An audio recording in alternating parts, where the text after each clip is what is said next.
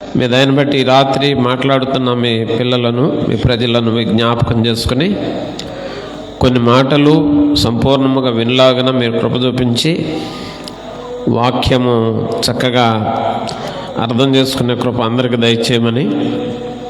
మనుష్యుడు మాట్లాడితే ఫలితం లేదు, మీరు మాట్లాడితే ప్రయోజనం ఉంది. కాబట్టి కరుణించమని కోరి, మీ సహాయం కోరి ప్రభువైన యేసుక్రీస్తు నామమున లేఖనము కొరకు ప్రార్థించున్నాము తండ్రి, ఆమేన్.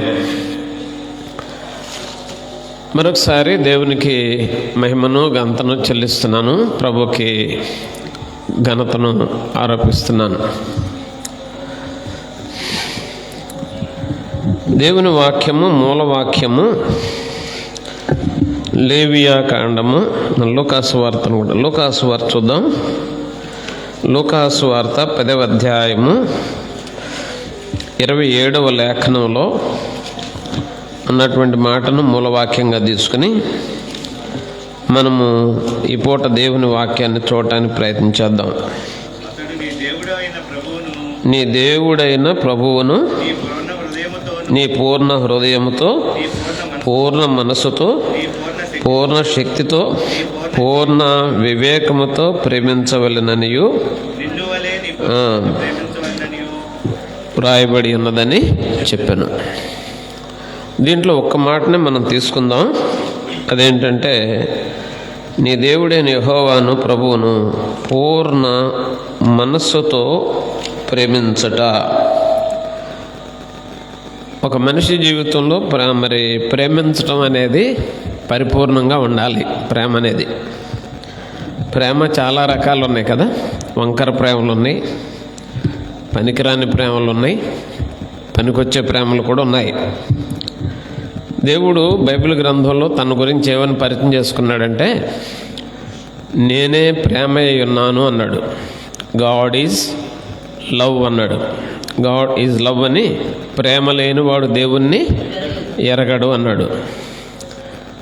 మన భారతదేశంలో ఎక్కువగా భక్తి అనే దానికి స్థానం ఉంది. భారతదేశంలో ఎక్కువగా భక్తిని ఇష్టపడతారు.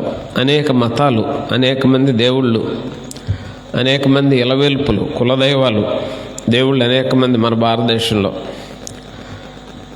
బైబిల్ గ్రంథము మరి పరిచయం చేసిన దేవుడు చెప్పే మాట ఏంటంటే, దేవుని వాక్యంలో ఉన్నది ప్రేమ అనే దాని మీద పునాది ఏర్పడింది బైబిల్లో. యేసుప్రభు ఈ లోకంలోకి వచ్చినప్పుడు ఆయన ఎందుకు వచ్చాడంటే, యోహాను 3:16 చెప్తుంది, దేవుడు లోకమును ఎంతో ప్రేమించును. లోకం అంటే ఎవరు? అది కూడా మనం ఆలోచన చేస్తే, లోకం అంటే మనం గ్రహించాల్సింది ఏంటంటే, శరీరాశ, నేత్రాశ, జీవబడంబం. శరీరానికి కొన్న కోరికలు తీర్చుకోవటం, కంటికి నచ్చినన్ని పనులు చేయటము, మనసులో అంతా పవిత్రుని అని అనుకోవటం. పిల్లి పాలు తాగి ముంతలో మూతి పెట్టి పాలు తాగి ఎవరన్నా నన్ను చూడలేదనుకున్నట్టు శరీరానికి ఇష్టం వచ్చిన పనులన్నీ చేసి, అలాగే మరి కంటికి నచ్చిన రీతిలో నడుచుకుని, చేసుకుని, తెచ్చుకొని, నాకేం పర్వాలేదు అనుకుని దేవుడికి కొద్దిగా డబ్బులో, కానుకలో, మొక్కుబడిలో పడేసేసి పాపం పోయిందనుకునేటువంటి మనసు మన మనసు. పాపం గురించిన అవగాహన కలగదు. పాపం అంటే అసలు ఆలోచనే లేదు మానవుడికి ఈ రోజుల్లో. కానీ బైబిల్ చెప్పేది పాపం గురించిన అవగాహనే. ఇందాక నుంచి మన సాక్ష్యంలో మేము రక్షించబడ్డాం అంటున్నారు కదా. రక్షించబడ్డాం అంటే మరి అందరికీ అర్థమైందో లేదు. రక్షించబడ్డాం అంటే అర్థం ఏంటంటే, పాపం గురించిన ప్రమాదాన్ని తెలుసుకుని, మనసు మార్చుకుని, పాపాలను ఒప్పుకొని, యేసుప్రభువుని సొంత రక్షకుడిగా అంగీకరించి బాప్తిసం పొంది, నేను నీ కోసం పవిత్రంగా బ్రతుకుతానని చెప్పడం రక్షణ. అందుకే యేసుప్రభువుని నోటితో ఒప్పుకొని, మృతుల్లో నుండి ఆయన నిన్ను లేపనని విశ్వసించినట్లా, నీ హృదయం ముందు విశ్వసించిన నీవు రక్షించబడతావు. రక్షించబడటం అనే పదం ఒక క్రైస్తవ భాషలోనే కనపడుద్ది. అది ఎక్కడుంది అని మనం ఆలోచన చేస్తే వేరే చోట కనపడదు, వేరే మతంలో కనపడదు. సాధ్యమైనంత వరకు మంచి సంఘాల్లో రక్షించబడడం అనే దానికి ప్రమాణాలు ఉంటాయి. మనం అందరం మనుషులమే, ఆలోచనలు బలహీనం అయిపోతాయి. చేష్టలు చేయకపోయినా కానీ మనసులో చాలా ఆలోచనలు ఉంటాయి కదా, ఆ మనసే కీలకం అన్నమాట. అందుకే ఇక్కడ లూకాసు వార్త 10వ అధ్యాయంలో ఏమన్నాడంటే, మీరు తప్పక పూర్ణ మనస్సుతో మీ దేవుణ్ణి ప్రేమించాలి అన్నాడు. అప్పుడప్పుడు పూర్ణాలు పంచుతారు కదండి, పప్పలు చేస్తారు కదా పూర్ణాలు, నాకు కూడా పెడతారు, ఇష్టమే నాకు, కానీ షుగర్ ఉంది, తినడానికి అవకాశం లేదు. పూర్ణాలు పెడతారు. నాకు చిన్నప్పటి నుంచి ఇప్పుడు అవేనంట. మీకు సంతోషం, శుభవార్త. ఇక్కడ పూర్ణాలు ఆ చిన్నప్పటి నుంచి నాకు 12 సంవత్సరాల వయసు వచ్చి నుంచి పూర్ణంలోకి ఆ స్వీట్ ఎట్లా వెళ్ళిందో నాకు అర్థమయ్యేది కాదు. అది ఎట్లా అయ్యేది అర్థం కాదనమాట. 2 డౌట్లు వచ్చాయి నాకు. అదేంటంటే మొత్తం స్వీట్ ఎందుకు అవ్వకూడదు ఒక డౌటు, లోపలికి స్వీట్ ఎలా వెళ్ళింది అనేది ఒక డౌట్ అన్నమాట చిన్నప్పటి నుంచి. అయితే తర్వాత వీళ్ళు చేసేటప్పుడు పైన పిండిని కవర్ చేయటం అంతా చూసామనుకోండి. క్రైస్తవులు లేదా దేవుని భక్తి అంటే పూర్ణం కాదు, లోపల కొంచెం ఉండి బయట ఏదో ఉండేది కాదు. క్రైస్తవ్యము అంటే అర్థం ఏంటంటే పూర్ణ మనస్సు అన్నాడు, పూర్ణమైన మనస్సు అన్నాడు, సంపూర్ణ 100%, not only 10%, not only 50 or not only 90%. పూర్తి మనస్సుతో నీ దేవుణ్ణి ప్రేమించాలంట. దేవుణ్ణి ప్రేమించడం ఏంటండి? ఏమండి ఆలోచన, దేవుడు ప్రేమలో పడ్డా? ఒక ఆయన కాలేజీ గ్రౌండ్లో మీటింగ్ పెట్టినప్పుడు ఒక సేవకుడు వచ్చాడు, గుర్తున్నాడా? పాట పాడాడు ఒకటి, ప్రేమలో పడ్డాను నేను, ప్రేమలో పడ్డాను యేసయ్య, ప్రేమలో పడ్డానని పాట రాశాడు కదా. మనం అందరం భక్తిపరులు అయ్యామంటే దేవుని ప్రేమ వల్లనే. ముందు ఆయన మనల్ని ప్రేమించాడు, ఆకర్షించాడు, తన వాక్యాన్ని చెప్పాడు.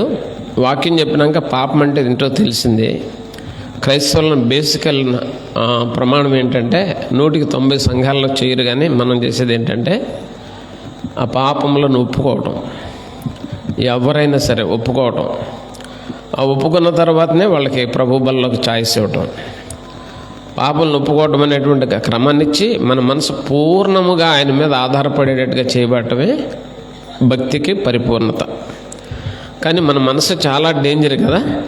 ఏమంటారంటే పెద్దోళ్ళు, నోరు నవ్విందంట, ఏం చేసిందంట, నొసలు ఏం చేసిందంట, ఎక్కిరించిందంట. దేవుడి దగ్గరికి వెళ్ళాక మనుషుల యొక్క ప్రేమ ఎలా ఉందంటే అలాగే ఉంది. దేవుడు గొప్పవాడు అని చెప్తాం, మనం గొప్పగా వెళ్ళాం. దేవుడు మంచివాడని చెప్తాం, మనం మంచిగా వెళ్ళాం. దేవుడు నీతి కలిగిన వాడు అని చెప్తాం, మనం నీతిగా వెళ్ళాం. మనం ఏం చేస్తామంటే రకరకాల ప్రలోభాలు ఆయనకే పెడతాం. ఒక ఆయన నా దగ్గరకు వచ్చాడు, ఈ పక్కనే ఉండేవాడు పెద్ద ఆయన, ముసలి ఆయన, గేదెలు తోలుకెళ్తూ ఉండేవాడు మందిరం ముందు. ఆయన పేరు నాకు తెలియదు. ఆయన ఏమన్నాడంటే, ప్రార్థన చేయండి, ఒక మా ఆవుకు పెద్ద మంచి కోడి దూడ పుట్టాలి, అలాగే మా మనవరాలకి మగపిల్లడు పుట్టాలి అన్నాడు. అమాయకపు మరి భక్తి. ప్రార్థన చేయండి, మీకు 10 రూపాయలు ఇస్తాలే అన్నాడు నాతో. నాకు ఎప్పుడూ మర్చిపోలేను నేను అది. దేవుడికి డబ్బులు ఇస్తే, దేవుడికి మొక్కుకుంటే దేవుడు దీవిస్తాడా? ఈ పూట ఈ భాగాన్ని జాగ్రత్తగా మీరు వాక్యాన్ని వినాలని నేను కోరుతున్నాను. మనం మొక్కుకుంటే ఇస్తాడా? మనం మొక్కుకోపోయిన ఇస్తాడా? మన మనసును బాగు చేయటానికి వచ్చే దేవుడు ఏ విధంగా వస్తాడు, ఏ విధంగా మన జీవితాల్లోకి ఆయన రావడానికి ఇష్టపడుతున్నాడు? ప్రేమించిన దేవుడు. అందుకే బైబిల్ గ్రంథంలో అంటాడు, లూకాసు వార్త 19లో, నశించిన దానిని వెదకి రక్షించడానికి మనుష్య కుమారుడు, అంటే అర్థం ఏంటంటే చెడిపోయిన వాళ్ళ కోసం ప్రభు వచ్చాడంట. చెడిపోయిన వాళ్ళు అంటే అర్థం ఏంటంటే నువ్వే పని చేసినా కానీ అందరూ చెడిపోయారు. ఏమంటాడు, ఏ భేదము లేదు, అందరూ పాపం చేసి దేవుడు అనుగ్రహించిన మహిమను పొందలేకపోతున్నారు. ఒక బూతు మాట మాట్లాడేవాడు కూడా చెడిపోయినాడే, ఒక అబద్ధం ఆడేవాడు కూడా చెడిపోయినాడే బైబిల్ చెప్పేది. అలాగే చెడు చూపులు చూసేవాడు కూడా చెడిపోయినాడే, చాటుమాటు పాపాలు చేసేవాడు. ఈ పవిత్రమైన శరీరంలోకి ఆ చుట్టలు, బీడీలు, సిగరెట్లు, పాన్ పరాగులు, ఖైనీలు అన్నీ లోపలికి వేసేవాడు కూడా చెడిపోయినాడే. కడుపు నిండా అన్నం తింటే మంచిదే. మనం చెడిపోవడానికి ఎన్నో మార్గాలు చూపించాడు సైతాను. మనం వాటిని చేస్తామన్నమాట. పైగా దేవుని దగ్గరికి వెళ్ళినప్పుడు ఏం చేస్తామంటే మందు వేసుకుని వెళ్ళే వాళ్ళు కూడా ఉన్నారు ఈ రోజుల్లో కదా. మన ఇంటికి ఎవరైనా మందు వేసుకుని తూలకుండా వస్తే ఏం చేస్తాం మనం? మాట్లాడతారా ఎవరైనా? మాట్లాడండి. మన ఇంటికి ఎవరైనా మందు వేసుకుని తూలకుండా వస్తే మనం ఏం చేస్తాం చెప్పండి. మనం ఏం చేస్తాం? మనం గ్రహించాలి జాగ్రత్తగా. మనం గ్రహించాలి, అతి జాగ్రత్తగా గ్రహించాలి. ఇది మూలమైనటువంటి భక్తిని చేయటానికే దేవుడు యేసుప్రభు లోకంలోకి వచ్చాడు. దాన్ని బేసికల్గా నేను ఒక 10 నుంచి 15 వచనాల లోపల మీకు చూపించి పూట వాక్యంలో మన మనసులను ఎలా కాపాడుకోవాలనే దాని గురించి మీకు చూపిస్తా. దేవుడు ధనము కంటే ప్రాముఖ్యంగా మనసును కోరుతున్నాడు. ఒక భార్యాభర్తలు ఉన్నప్పుడు భార్యకి అన్నీ తీసుకొస్తున్నాడు, కానీ సరిగా మనసు పెట్టి మాట్లాడట్లేదు అనుకోండి, అమ్మాయి సంతోషంగా ఉంటుందా? అలాగే పిల్లలు ఉన్నారు, పిల్లలు కావాల్సినవి ఇస్తున్నాడు, కానీ పిల్లల్ని ఎత్తుకోవట్లేదు, సరిగ్గా చూడట్లేదు, పిల్లలు సంతోషంగా ఉంటారా?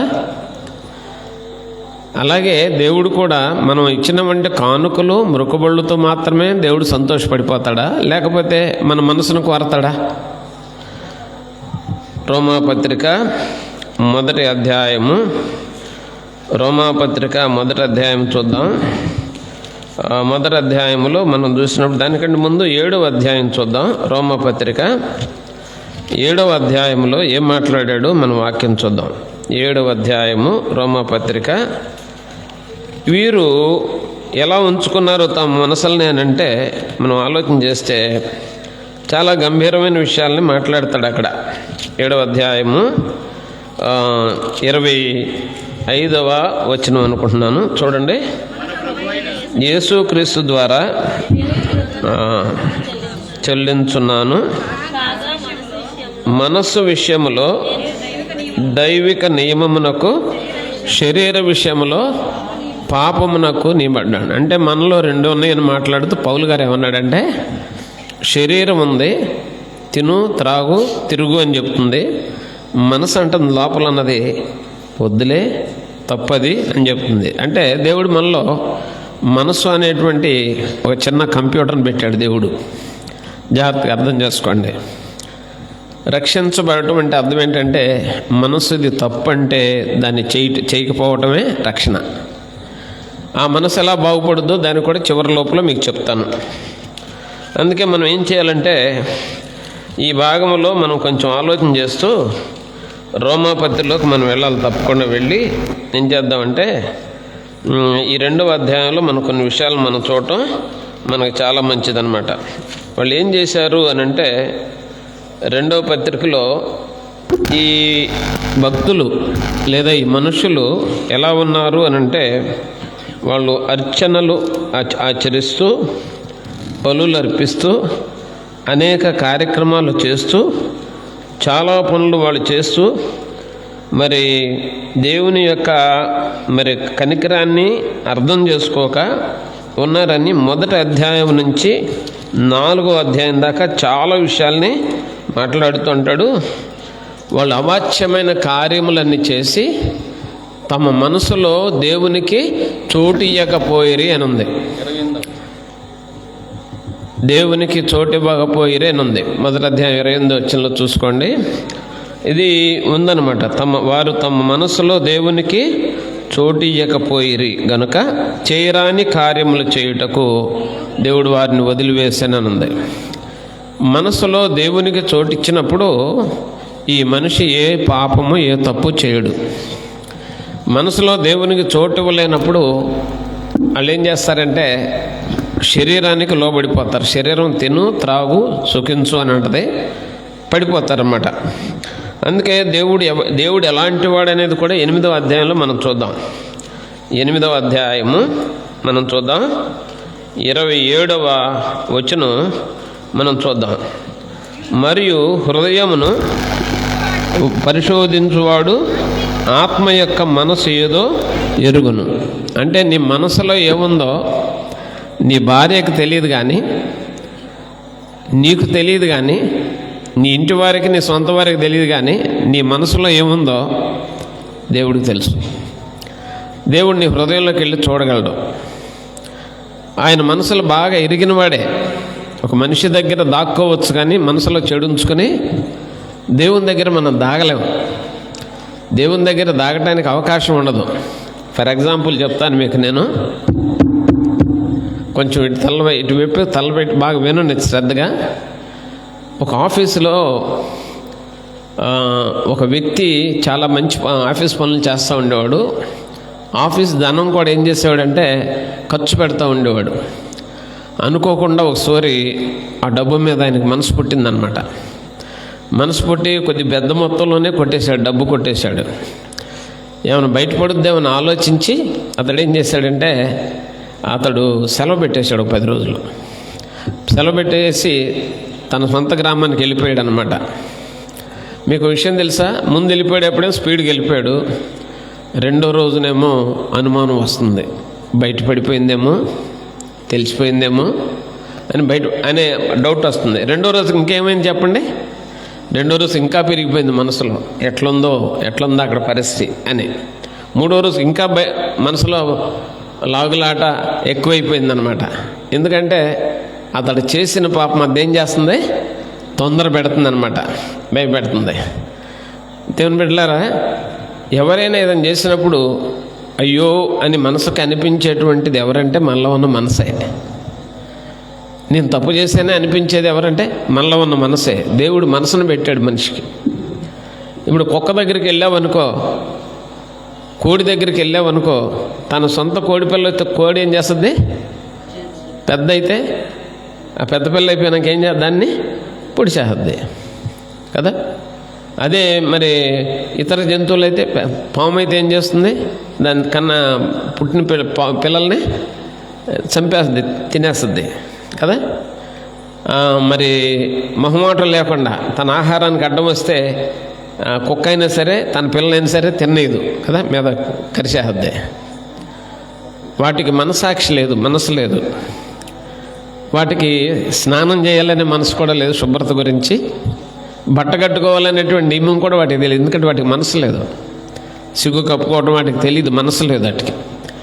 కానీ దేవుడు సృష్టి అంతట్లో జంతువులకు, పక్షులకు, జలచరాలకు, పశువులకి దేనికి లేనటువంటిది ఒక మనస్సు అనే పదార్థాన్ని దేవుడు మనుషులకి ఇచ్చాడు. ఈ మనసు మన హృదయం కేంద్రంగా పనిచేస్తుంది అన్నమాట. ఈ మనసులో మనం అనుకుంటాం. అసలు బైబిల్ గ్రంథంలో ఏమన్నాడంటే, పాపం అంటే నేనేమన్నా కొట్టలేదు, నేనేమన్నా తినలేదు అని అనుకుంటాం. కానీ నీ మనసులో అట్లా అనుకుంటేనే పాపం అన్నాడు. చాలామంది అనుకుంటారు వ్యభిచారం చేస్తేనే పాపము, చాలామంది ఏమనుకుంటారంటే కొడితేనే పాపము, చంపేస్తేనే పాపము, దొంగతనం చేస్తేనే పాపం అనుకుంటారు కదా. బైబిల్ అంటాడు, నీ చూపులతో చెడు చూపు చూసినా కానీ పాపమే అన్నాడు. మనం ఆలోచించినప్పుడు ఎన్నోసార్లు ఒకడు సుఖంగా ఉన్నాడంటే ఎన్నో ఆలోచన చేస్తాం. ఒకడు ధనవంతుడు కొంటే వాడి గురించి ఎన్నో వంకరగా ఆలోచన చేస్తాం కదా. మనం గౌరవించం దాన్ని. మనకున్న మనసు అంత భయంకరమైంది. చాలా జాగ్రత్తగా మన వాక్యాన్ని వినడానికి ప్రయత్నించేద్దాం. ఎవరు వాక్యం వినకుండా బయటికి వెళ్ళొద్దు. దేవుని వాక్యం ప్రకారం మనసు అనే దాన్ని దేవుడు ఇచ్చాడు. అన్నాడు ఇక్కడ, నీకు నేను ఏ మనసు ఇచ్చానో ఆ పూర్ణ మనసు నన్ను ప్రేమించాలి అన్నాడు. చాలా జాగ్రత్తగా అర్థం చేసుకోవాలి. అంటే నీకు ఇచ్చిన మనసుతో పైకి ప్రేమించబాకు అన్నాడు. అప్పుడప్పుడు కొన్ని హోటల్లోకి వెళ్తే గారెలు వేస్తున్నారు. ఇంతంత లావు ఉంటున్నాయి గారెలు. ఎందుకని ఎంత లావు చెప్పండి? ఇంతంత లావు ఉంటున్నాయి. ఏంటప్పుడు చాలా లావు ఉండి హోటల్లో గారెలు అంటున్నాడు. ఈ పిచ్చిమోకడికి తెలియదు కదా. ఏమేమి చెప్పండి? సోడా ఉప్పు వేసేటప్పటికి ఇంత లావు అయిపోయినాయి అనమాట. దేవుడి దగ్గర సోడా ఉప్పు ఉపయోగించడానికి కుదరదు. దేవుడి దగ్గర సోడా ఉపయోగించి నేను భక్తుడిని లేకపోతే నేను గనుడిని అని ఉపయోగించడానికి కూడా నీ మనసులో ఎంత సరుకు ఉందని చూస్తాడు ఆయన. నీ హృదయంలో ఎవరిని ద్వేషిస్తున్నావో ఆ ద్వేషించడం ద్వారా నువ్వు పాపమైన విషయాన్ని దేవుడు చూపిస్తున్నాడు అక్కడ. చాలా జాగ్రత్తగా అర్థం చేసుకోవాలి. ఈ అపూర్వమైన ఈ అనుభవంలో ఈ యొక్క శ్రేష్టమైన సమయంలో దేవుని వాక్యాన్ని మనం చూస్తే, మనం అర్థం చేసుకుంటే మనకు దొరికే మంచి తాత్పర్యం ఏంటంటే, మనసు చాలా కీలకమైనది. అందుకే బైబిల్ గ్రంథంలో కొన్ని రకాల మనసులను చూపించాడు. కొన్ని రకాల మనసులు ఉన్నాయంట, కొన్ని రకాల మనసులు, పనికిరాని మనసులు ఉన్నాయట, ప్రయోజనకరమైన మనసులు కూడా ఉన్నాయట. దాని గురించి పాత నిబంధనలు ఎక్కువ కూడా ఎక్స్పోజ్ చేయలే. పాత నిబంధన అంతా ఎలా ఉంటుందంటే, పాపం చేస్తే గొర్రెపిల్లని తీసుకెళ్ళు, మేకపిల్లని తీసుకెళ్ళు, లేకపోతే పౌరులను తీసుకెళ్ళి బలివ్వు అని ఉంటుంది పాత నిబంధనలో. God wanted to change the whole situation. He wants to redeem from all customs. ప్రతి సిద్ధాంతంలో నుంచి కూడా విడిపించడానికి వచ్చి he wanted to create a new creation. కొత్త సృష్టి చేయాలనుకున్నాడు. ఆయన ఏంటంటే, ఈ బలుల వలన, ప్రాణాలు తీయటం వలన, వాటి వలన కాదు, కానీ నీ మనసు మారటం వలన నేను దగ్గరికి తీసుకుంటాననేటువంటి ఒక ప్రాజెక్ట్ మొదలుపెట్టాడన్నమాట దేవుడు. అదే సువార్త రక్షణ కార్యక్రమం. ఆ కార్యక్రమంలో మరి చాలామంది ఏం చేస్తారంటే, దాన్ని గ్రహించలేని వాళ్ళే. నేను అడుగుతున్నాను, నా మనసు మంచిది అన్నోళ్ళు చేతులు ఎత్తండి ఒకసారి. నిజంగా ఎత్తండి, నా మనసు మంచిదని.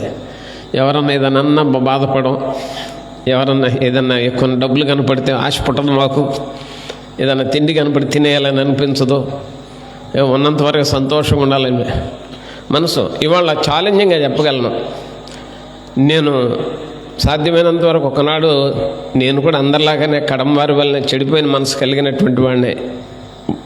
ప్రభుదేవుని ఎవరి కాలంలో యేసు ప్రభు జీవితంలోకి వచ్చినాక వేరే ఆలోచన రాలేదండి. నీ జీవితంలోకి ప్రభు వచ్చాడు అని అంటే అర్థం ఏంటంటే, వేరే ఆలోచన రాదని, నీ మనసు క్లీన్గా ఉంటుంది అని అర్థం.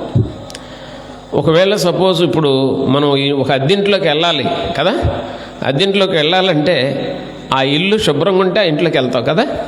ఆ ఇంట్లో బొద్దింకలు ఉండి, ఆ ఇంట్లో చీమల పుట్టలు ఉండి, ఆ ఇంట్లో లేదు పక్కన మొలక చెట్టు ఉంది, గొంగళ పురుగులు తిరుగుతున్నాయంటే వెళ్తావా? వెళ్ళవు కదా. అట్లాగే నీ మనసు క్లీన్ అవ్వకపోతే నీ హృదయంలోకి దేవుడు ఎలా వస్తాడు? నీలో దేవుడు ఎలా ఉంటాడు? ఎవరు ఆలోచించరంటే దీని గురించి. నోట్లో బూతులు, దేవుడికి జేజేలు కదా, దేవుడు గుడి వచ్చేటప్పుడు జేజేలు కదా. ఒకసారి నేను జగ్గంపేట, అప్పుడు నేను ఉద్యోగం చేస్తున్నాను కదా, జగ్గంపేట ఏదో ప్రాజెక్ట్ పని మీద వెళ్ళాం. మెటీరియల్ కావాల్సి వేసుకుని వస్తున్నాం. లారీలో క్యాబిన్లో ఎక్కాను నేను. అప్పుడు నా వయసు 30 సంవత్సరాలు లేదా 32 ఉండొచ్చు. అంటే ఇప్పటికి దగ్గర ఒక 30 సంవత్సరాలు, 31 సంవత్సరాల క్రితం సంగతి. సార్ ఒక రిక్వెస్ట్ అండి అన్నాడు. ఏంటంటే, నేను సిగరెట్ తాకపోతే నేను డ్రైవింగ్ చేయలేనండి అన్నాడు లారీ డ్రైవర్. సరే తాగానే నేను చివరి కూర్చున్నప్పుడు మాట్లాడుతూ ఉన్నాడు. ఈయన సిగరెట్ తాగుతూ మాట్లాడుతూ నడిపిస్తున్నప్పుడు ఏం జరిగిందంటే, ఇంతలో ఈయన పిలుస్తున్నాడు, వదులుతున్నాడు. ఈయన సిగరెట్ తీసుకుని గట్టిగా పీల్చాడు. ఇంతలో గుడి వచ్చింది, ఇంతలో మందిరం వచ్చింది. మీకు అర్థమవుతుందా? టెంపుల్ వచ్చిందనమాట, దేవుడి గుడి వచ్చింది. ఆయన నమ్ముకున్న దేవుడి గుడి వచ్చింది. సిగరెట్ అక్కడ పెట్టాడు, ఇట్లా అన్నాడు నమస్కారం. ఇట్లా నమస్కారం అనేటప్పటికి లోపల పీల్చిన ముక్కులోంచి బయటకు వచ్చింది. మీకు అర్థమవుతుందా? అంతకుముందు పీల్చాడు కదా లోపలికి, పీల్చేటప్పటికి ఈ నమస్కారం అనేటప్పటికి ముక్కులోంచి బయటకు వచ్చిందనమాట. ఆయన నా వైపు చూసాడు గబక్కనే. నిన్ను అడుగుతున్నాను బాబు అన్నాను నేను. ఏంటన్నా? దేవుడు ఎక్కడుంటాడు అన్నాడు. ఎక్కడుంటాడని నేను అడిగాను. దేవుడు ఎక్కడుంటాడని అంటే అన్నాడు, ఎక్కడుంటాడని మనలోనే ఉంటాడు అన్నాడు. అందుకనే ఇప్పుడు దేవుడికి లోపల పోగబెట్టావు అన్నా నేను. అందుకని నువ్వు దేవుడు ఎక్కడున్నాడు? లోపల ఉన్నాడు అంటున్నావు, దేవుడికి నువ్వు పోగబెట్టావా అన్నాను. నోరు తెరిచాడు. పవిత్రమైన శరీరాన్ని చెడు అలవాట్లతో పాడు చేసుకునేటువంటి వాళ్ళకి, చెడు అలవాట్లతో పాడు చేసుకునే వాళ్ళకి పవిత్రత గురించి అర్థం తెలియదు. నోటి నిండా కైనీళ్ళు, పాన్ పరాగులన్నీ వేసుకుని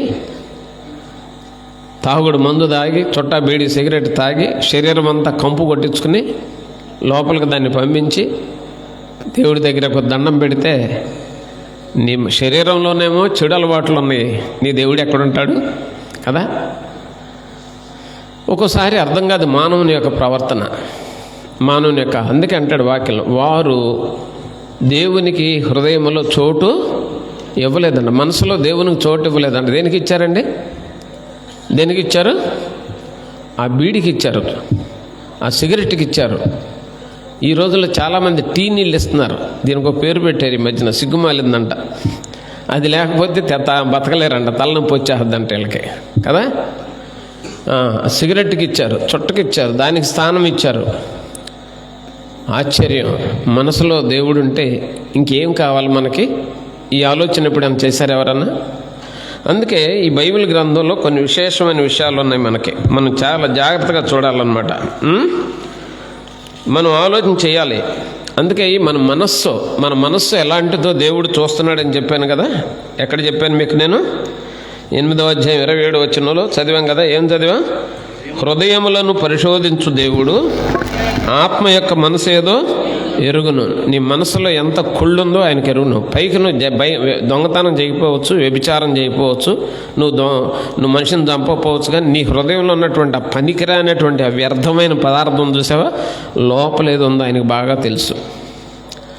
లోపలేదుందో ఆయనకు బాగా తెలుసు. అర్థమైందా? ఆయనకు బాగా తెలుసు. నీ మనసు ఎలాంటిదో ఆయనకు బాగా తెలుసు. అందుకే అంటున్నాడు ఈ లోకాసువార్త 10వ అధ్యాయంలో అంటే, నీవు దేవుడైన యెహోవాను శరీరంతో కాదు ప్రేమించేది. దీంతో ప్రేమించాలి, మనసుతో ప్రేమించాలి. ఇప్పుడు వాక్యం చెప్పింది మర్చిపోకూడదు, ఇష్టమైన చెప్పకూడదు. ఇక్కడ చదివించానుగా మీకు నేను. లోకాసువార్త 10వ అధ్యాయం చూడండి, మళ్ళీ చదవండి. లోకాసువార్త 10వ అధ్యాయం 27వ వచనం, నీ దేవుడైన యెహోవాను పూర్ణ హృదయంతో పూర్ణ మనసుతో ప్రేమించాలి. పూర్ణ హృదయంతో పూర్ణ మనసుతో ప్రేమించాలి, శరీరంతో కాదు ప్రేమించేది. ఇది బాగా అర్థం చేసుకోవాలి. అంటే నువ్వేదో దేవునికి ఇస్తే సంతోషపడతాడు అనుకో బాకు. మరి 24వ కీర్తనలు ఏమంటాడంటే, భూమియు దాని సంపూర్ణతయు యెహోవావే అన్నాడు కదా. 55వ కీర్తనలు ఏమన్నాడంటే, 1000 కొండల మీద పశువాదులన్నీ నాదే అంటాడు. ఇంకో చోట అంటే ఈ సృష్టి అంతా నాదే అన్నాడు. హగ్గీపత్రులు అంటాడు, వెండి నాది బంగారాన్ని పుట్టించినోడే నేను అంటాడు కదా. నువ్వు బంగారం ఇస్తావో, వెండి ఇస్తావో, పశువులు ఇస్తావో, అది కాదు కావాల్సింది. నీలో ఒక హృదయాన్ని పెట్టాను, అంటే ఒక మనసును పెట్టాను. ఆ మనసు నాకు కావాలి. ఆ మనసుతో నన్ను ప్రేమించాలి. మానవుడు ఏం చేస్తున్నాడంటే, he wanted to worship Lord with material and he wanted to get something in the shape of material. Material ఫామ్లోనే, అంటే ఏదో వస్తు రూపంలోనే దేవుడి దగ్గర నుంచి కోరుకుంటున్నాడు. దేవుడు కూడా వస్తు రూపంలో ఇస్తున్నారు. కానీ ఈ మనసు ఆత్మ వెళ్ళి దేవునితో కలవటానికి, దేవుడు హృదయపూర్వకంగా దీవించడానికి ప్రయత్నం చేయట్లే. ఇక్కడ ఆలోచించాలి. అందుకే ఇక్కడ రోమాపత్రులు ఏమన్నాడంటే, వారి హృదయమును, వారి మనసులో వారికి దేవునికి చోటు ఇవ్వలేదు అన్నాడు 1:28లో కదా. దేనికి ఇచ్చారంటే అర్చనాదులు. ఈ రోమపత్రిక 1-2 అధ్యాయాల తర్వాత చదువుకోండి. బలులు అర్పించడాలు, ఆచార క్రమాలు, లేకపోతే సిద్ధాంతాలు, వీటితోనే చోటు అయిపోయింది మనం ఆలోచన చేస్తే. ఈ విషయాలు కొంచెం మీకు నొప్పి కలిగితే నేనేం బాధపడను. నేను చెప్పే మాటలు బైబిల్లో ఉన్నాయి, నేను తప్పకుండా చెప్పక మాన్న ఈ పూట. ఒకవేళ డౌట్ ఏదో ఉంటే నన్ను కలవచ్చు ఎవరైనా సరే ప్రత్యేకంగా. ఇప్పుడు ఈ వాక్యంలో చూస్తే దేవుణ్ణి సంతోషపెట్టేది దేవుడు కొడతాడని కాదు. రోమాపత్రిక 13వ అధ్యాయము 5వ వచనం చూడండి. రోమాపత్రిక 13వ అధ్యాయము 5వ వచనం చూస్తే ఏం చెప్తాడు చూడండి. కాబట్టి ఆగ్రహ భయమును బట్టి కాక మనస్సాక్షిని బట్టి లోబడి ఉండాలి. దేవుడు కొడతాడండి, శాపం ఇస్తాడండి, నష్టపోతామండి అంటే భయంతో దేవుడికి లొంగకూడదంట. మనస్సులో ఉన్నటువంటి పవిత్రత, ఆయన దేవుడయ్యా పుట్టించినోడని లోబడాలంట. కొడతాడని లోబడకూడదంట. ఆయన దేవుడని పుట్టించినవాడని నమ్మి లోబడాలంటున్నాడు. ఆగ్రహ భయమును బట్టి కాదు, కొడతాడని కాదు, నీ మనసులో ఉన్న విధేయతను బట్టి నువ్వు ఆయనకి లోబడాలంటున్నాడు. అక్కడ దేవుడు కొడతాడనే భయం ఎక్కువ ఉంది. మీకు మంచి వాస్తవం తెలియజేస్తున్నా. దేవుడు ఏమాత్రం కొట్టడు, దేవుడు ఏమాత్రం శాపం ఇవ్వడు. యేసు ప్రభు మార్గము శాపాలది కాదు. యేసు ప్రభు మార్గం కర్మఫలం అనుభవించేది కాదు. యేసు ప్రభు ఎవడ కర్మ అనుభవించేది కాదు. యేసు ప్రభు దిగజారిన జీవితాలను పైకి లేపే మార్గం, చెడిపోయిన జీవితాలని పైకి ఉద్ధరించే మార్గం. మంచితనం లేనివాడికి మంచితనం నేర్పించే మార్గం, మూర్ఖతనంలో ఉన్నటువంటి వారికి కన్నులు తెరిపించే మార్గం. ఇక్కడ ఆయన శపించడం అనేది లేదు. ఒకవేళ నీకు శాపం వస్తుందంటే ఆయన పంపింది కాదు, అది నువ్వు చేసిన పాపము ఏమైంది, శాపముగా మారి దానివల్ల నువ్వు కీడు అనుభవిస్తున్నావు. కానీ దేవుడు కీడు పంపలేదు. ఈ పండు తింటే నువ్వు చస్తావన్నాడు, కానీ నేను చంపుతానని ఆదాముతో దేవుడు అనలేదు. నేను చెయ్యొద్దన్న పని చేస్తే నువ్వే చచ్చిపోతావు అన్నాడు, కానీ నేను చంపుతానని అనలే అక్కడ. అంటే ఈ ప్రభువు హృదయపూర్వకంగా మనుషుల్ని శాపం పెట్టేవాడు కాదు. పాపం చేసిన మనిషి దగ్గరికి వచ్చినా సరే అమ్మా అని పిలిచినటువంటి నీతిమంతుడు. మన దగ్గర ఏముందంటే సంఘంలో కానీ బయట కానీ ఎవడని చేస్తే ఉతికి ఆరేస్తాం, న్యూస్ పేపర్ ఆ కొద్దిసేపు విలేకరులు అయిపోతాం మనందరం కదా. విలేకరులు అయిపోయి అందరికి చెప్పి అల్లరి చేస్తాం. కానీ దేవుడు ఎలాంటి వాడంటే పవిత్రమైన మనస్సాక్షి కలిగిన వాడు. ఆయనలో ద్వేషం అనేది ముచ్చుకైనా కనపడదు. ఆయనలో శపించే ఆయన దగ్గర నోరు ఆయన దగ్గర లేదు. ఈ శ్రేష్టమైన ఈ రాత్రి సమయంలో దేవుని బిడ్డలారా జాగ్రత్తగా అర్థం చేసుకోండి. ఆయన దీవించేవాడే కానీ శపించేవాడు మాత్రం కాడు. మరి దేవుళ్ళు శపిస్తున్నారంటే మాకు తెలియదు, కానీ బైబిల్లో ఎక్కడ కూడా ఆయన శపించినట్టు లేదు. మరి కొంతమంది నష్టపోయారు కానీ కూడా బైబిల్లో ఉందని మీరు అడగొచ్చు. వాళ్ళందరూ కూడా వాళ్ళు చేసిన పాపమే వాళ్ళకి తిరిగి వచ్చింది, కానీ దేవుడు మాత్రం వాళ్ళకి శాపాలని పెట్టలేదు. ఆయన ఎలా వచ్చాడంటే శాప విమోచనకర్తగా వచ్చాడు. శాపాన్ని తీసివేయటానికి వచ్చాడు, కానీ శాపం పేరు మీద కొట్టడానికి రాలే. అక్కడ నశించిపోయిన వాళ్ళని వెతకడానికి, విడిపించడానికి, రక్షించడానికి వచ్చాడు, కానీ మరొక దానికి రాలేదు. కాబట్టి నీ మనసులో కొడతాడనే భయంతో లొంగితే నువ్వు గుడ్డి మనిషివి. ఆయన కొట్టడు. నేను అడుగుతున్నాను, మనం మనుషులం కాబట్టి పిల్లల్ని కొట్టచ్చు. ఒకవేళ దేవుడు అలా కొడితే మనం ఏమైపోతాం కదా, ఏమైపోతాం? ఆయన కొట్టడు. ఇప్పుడు లేఖనంలోకి వెళ్దాం. ఇప్పుడు మనం చూసినప్పుడు లేఖనంలో మనం ఏం చెప్తుందో మనం నేర్చుకోవటానికి ప్రయత్నించేద్దాం. ఇక్కడ వాక్యములో ఎఫెసీ పత్రిక 4వ అధ్యాయము 18వ వచనం చూద్దాం. 4వ అధ్యాయము 18వ వచనాన్ని మనం చూద్దాం. వారైతే అంధకారమైన మనస్సు. ఎటువంటి మనసు ఇది? బైబిల్ గ్రంథంలో అంధకారమైన మనసు. చీకట్లో ఉన్నవాడికి ఏమైనా కనపడుద్దా? కనపడదు. కొంతమందికి మంచి అంటే అసలు కనపడదు. వాళ్ళు చీకటి మనుషుళ్ళు అన్నమాట. వాళ్ళకి ఎంత మనసు కనపడదు. సంఘంలో కూడా ఉన్నారు అట్టేటోళ్ళు. సంఘం యొక్క గొప్పతనం తెలియదు. నేను సంఘంతో కూడా నేను పోరాడుతున్నాను. దేవుని దయ వల్ల 4-5 రాష్ట్రాల్లో పరిచయం ఉన్నటువంటి ఏకైక సేవకుడు నేను, దేవుని ప్రేమను బట్టి. కానీ నేను రూఢిగా చెప్తున్నాను, దేవుని ప్రేమను బట్టి సంఘంలో కూడా చూడవలసిన స్థాయిలో చూడలేని వాళ్ళు చాలామంది ఉన్నారు. దేవుని నమ్మిన వాళ్ళు కూడా ఇవ్వాల్సినటువంటి స్థాయి ఇవ్వక పిలిస్తే రారు. ఇక్కడున్న వాళ్ళే పిలిస్తే రారు. ప్రార్థనకు రండి ఒకసారి అంటే రారు. ఒకసారి కనపడండి అంటే కనపడరు. చేయండి అంటే చేయరు. పలకరించండి అంటే పలకరించరు. వీళ్ళు ఉన్నారు. వీళ్ళకి పని కనపడదు. బయట ఉన్నారు, బయట ఉన్నారు అంధకారమైన మనుషులు, లోపల వాళ్ళు ఉన్నారు. యేసు ప్రభుతోనే నడిచారు కొంతమంది. కానీ ఒకడికి డబ్బుల మీదే ఉంది మనసు. ఎవడవాడు డబ్బు మీదే ఉంది. దొంగతనం చేస్తూ ఉండేవాడు వాళ్ళ దగ్గర ఉన్న డబ్బుని. ఎవడు? యోధా గారు కదా. ఒకడున్నాడు లోపలే ఉన్నాడు, ఎప్పుడు అనుమానంతోనే బతికేవాడు కదా. ఒకడున్నాడు ఎప్పుడు పిరికోడు అనమాట. పిరికోడు ఒకడున్నాడు. ఒకడే ఉన్నాడు నీరులాగా జావగారిపోయేటువంటి నీరసముడు ఒకడు ఉన్నాడు, యోహాన్ అనమాట. అర్థమైందా? అన్ని రకాలు కూడా అక్కడ ఉన్నాయి. వాళ్ళ మనసులకి ఆయన ఎట్లాంటి వాడో తెలియలే. వాళ్ళకి ఆయన సెలువులో చనిపోయిన తర్వాత ఆ యొక్క రక్తం ప్రభావం, ఆయన బలిగా మారిన ప్రభావం ఎరిగిన తర్వాత పులులైపోయారు వాళ్ళు. అర్థమైందా? అందుకే నేను అప్పుడప్పుడు సంఘంలో ఉంటాను, నువ్వు 20 ఏళ్ళైనా 30 ఏళ్ళైనా నువ్వు రక్షించబడలేదు బాబు అంటాను నేను కొంతమందిని. ఇప్పటికి కూడా అంటానన్నమాట ధైర్యంగా. ఎందుకంటే రక్షించబడిన వాడి మనసు వెలిగించబడింది, వాడు స్పందిస్తాడంతే. బ్యాటరీ ఉన్న ఫోన్ నొక్కగానే ఏ విధంగా యాక్షన్ వస్తుందో అట్లా ఉంటుందన్నమాట. బ్యాటరీ లేని ఫోన్ నొక్కితే పని చేయనట్టు కొంతమంది ఉంటారు దేవుని పిల్లలు. అంధకారమైన మనసు. అంధకారంలో వెళ్ళేవాడికి పాము వస్తుందో తెలియదు, పురుగు వస్తుందో తెలియదు, ముళ్ళుందో తెలియదు, పేడందో తెలియదు కదా. అందుకే యోహాను పత్రికలు అంటాడు, ఇదిగో వాడు చీకటిలో పోవుచున్నాడు గనక వాడు ఎటు పోవుచున్నాడు వాడికి తెలియదు అంటాడు. నువ్వెలా ఉన్నావు ఈ పూట? ఏ విధంగా నిర్ణయాలు తీసుకుంటున్నారు జీవితాల్లో? చదువుల విషయంలో కానీ, పెరుగుదల విషయంలో కానీ, వివాహాల విషయాల్లో కానీ ఎలాంటి నిర్ణయాలు తీసుకుంటున్నారు? బతుకులను పాడు చేసుకునేటువంటి నిర్ణయాలు తీసుకుంటున్నారా? జీవితం విషయంలో, కుటుంబ విషయంలో, మనుగడ విషయంలో ఎలా ఉన్నారు? ఆలోచన చేస్తే చీకటిలో నడిచేవాడికంట ఎటుపోతున్నాడు ఎవరికీ తెలీదు. ఇక్కడ కళ్ళు కాదు చీకటి వచ్చింది. దేనికి వచ్చింది చీకటి? దేనికి వచ్చింది? మనసుకి చీకటి వచ్చిందంట. అంధకారమైన మనసు కలవారై, చదవండి దయచేసి 4వ అధ్యాయం చూశారు కదా. తమ హృదయములను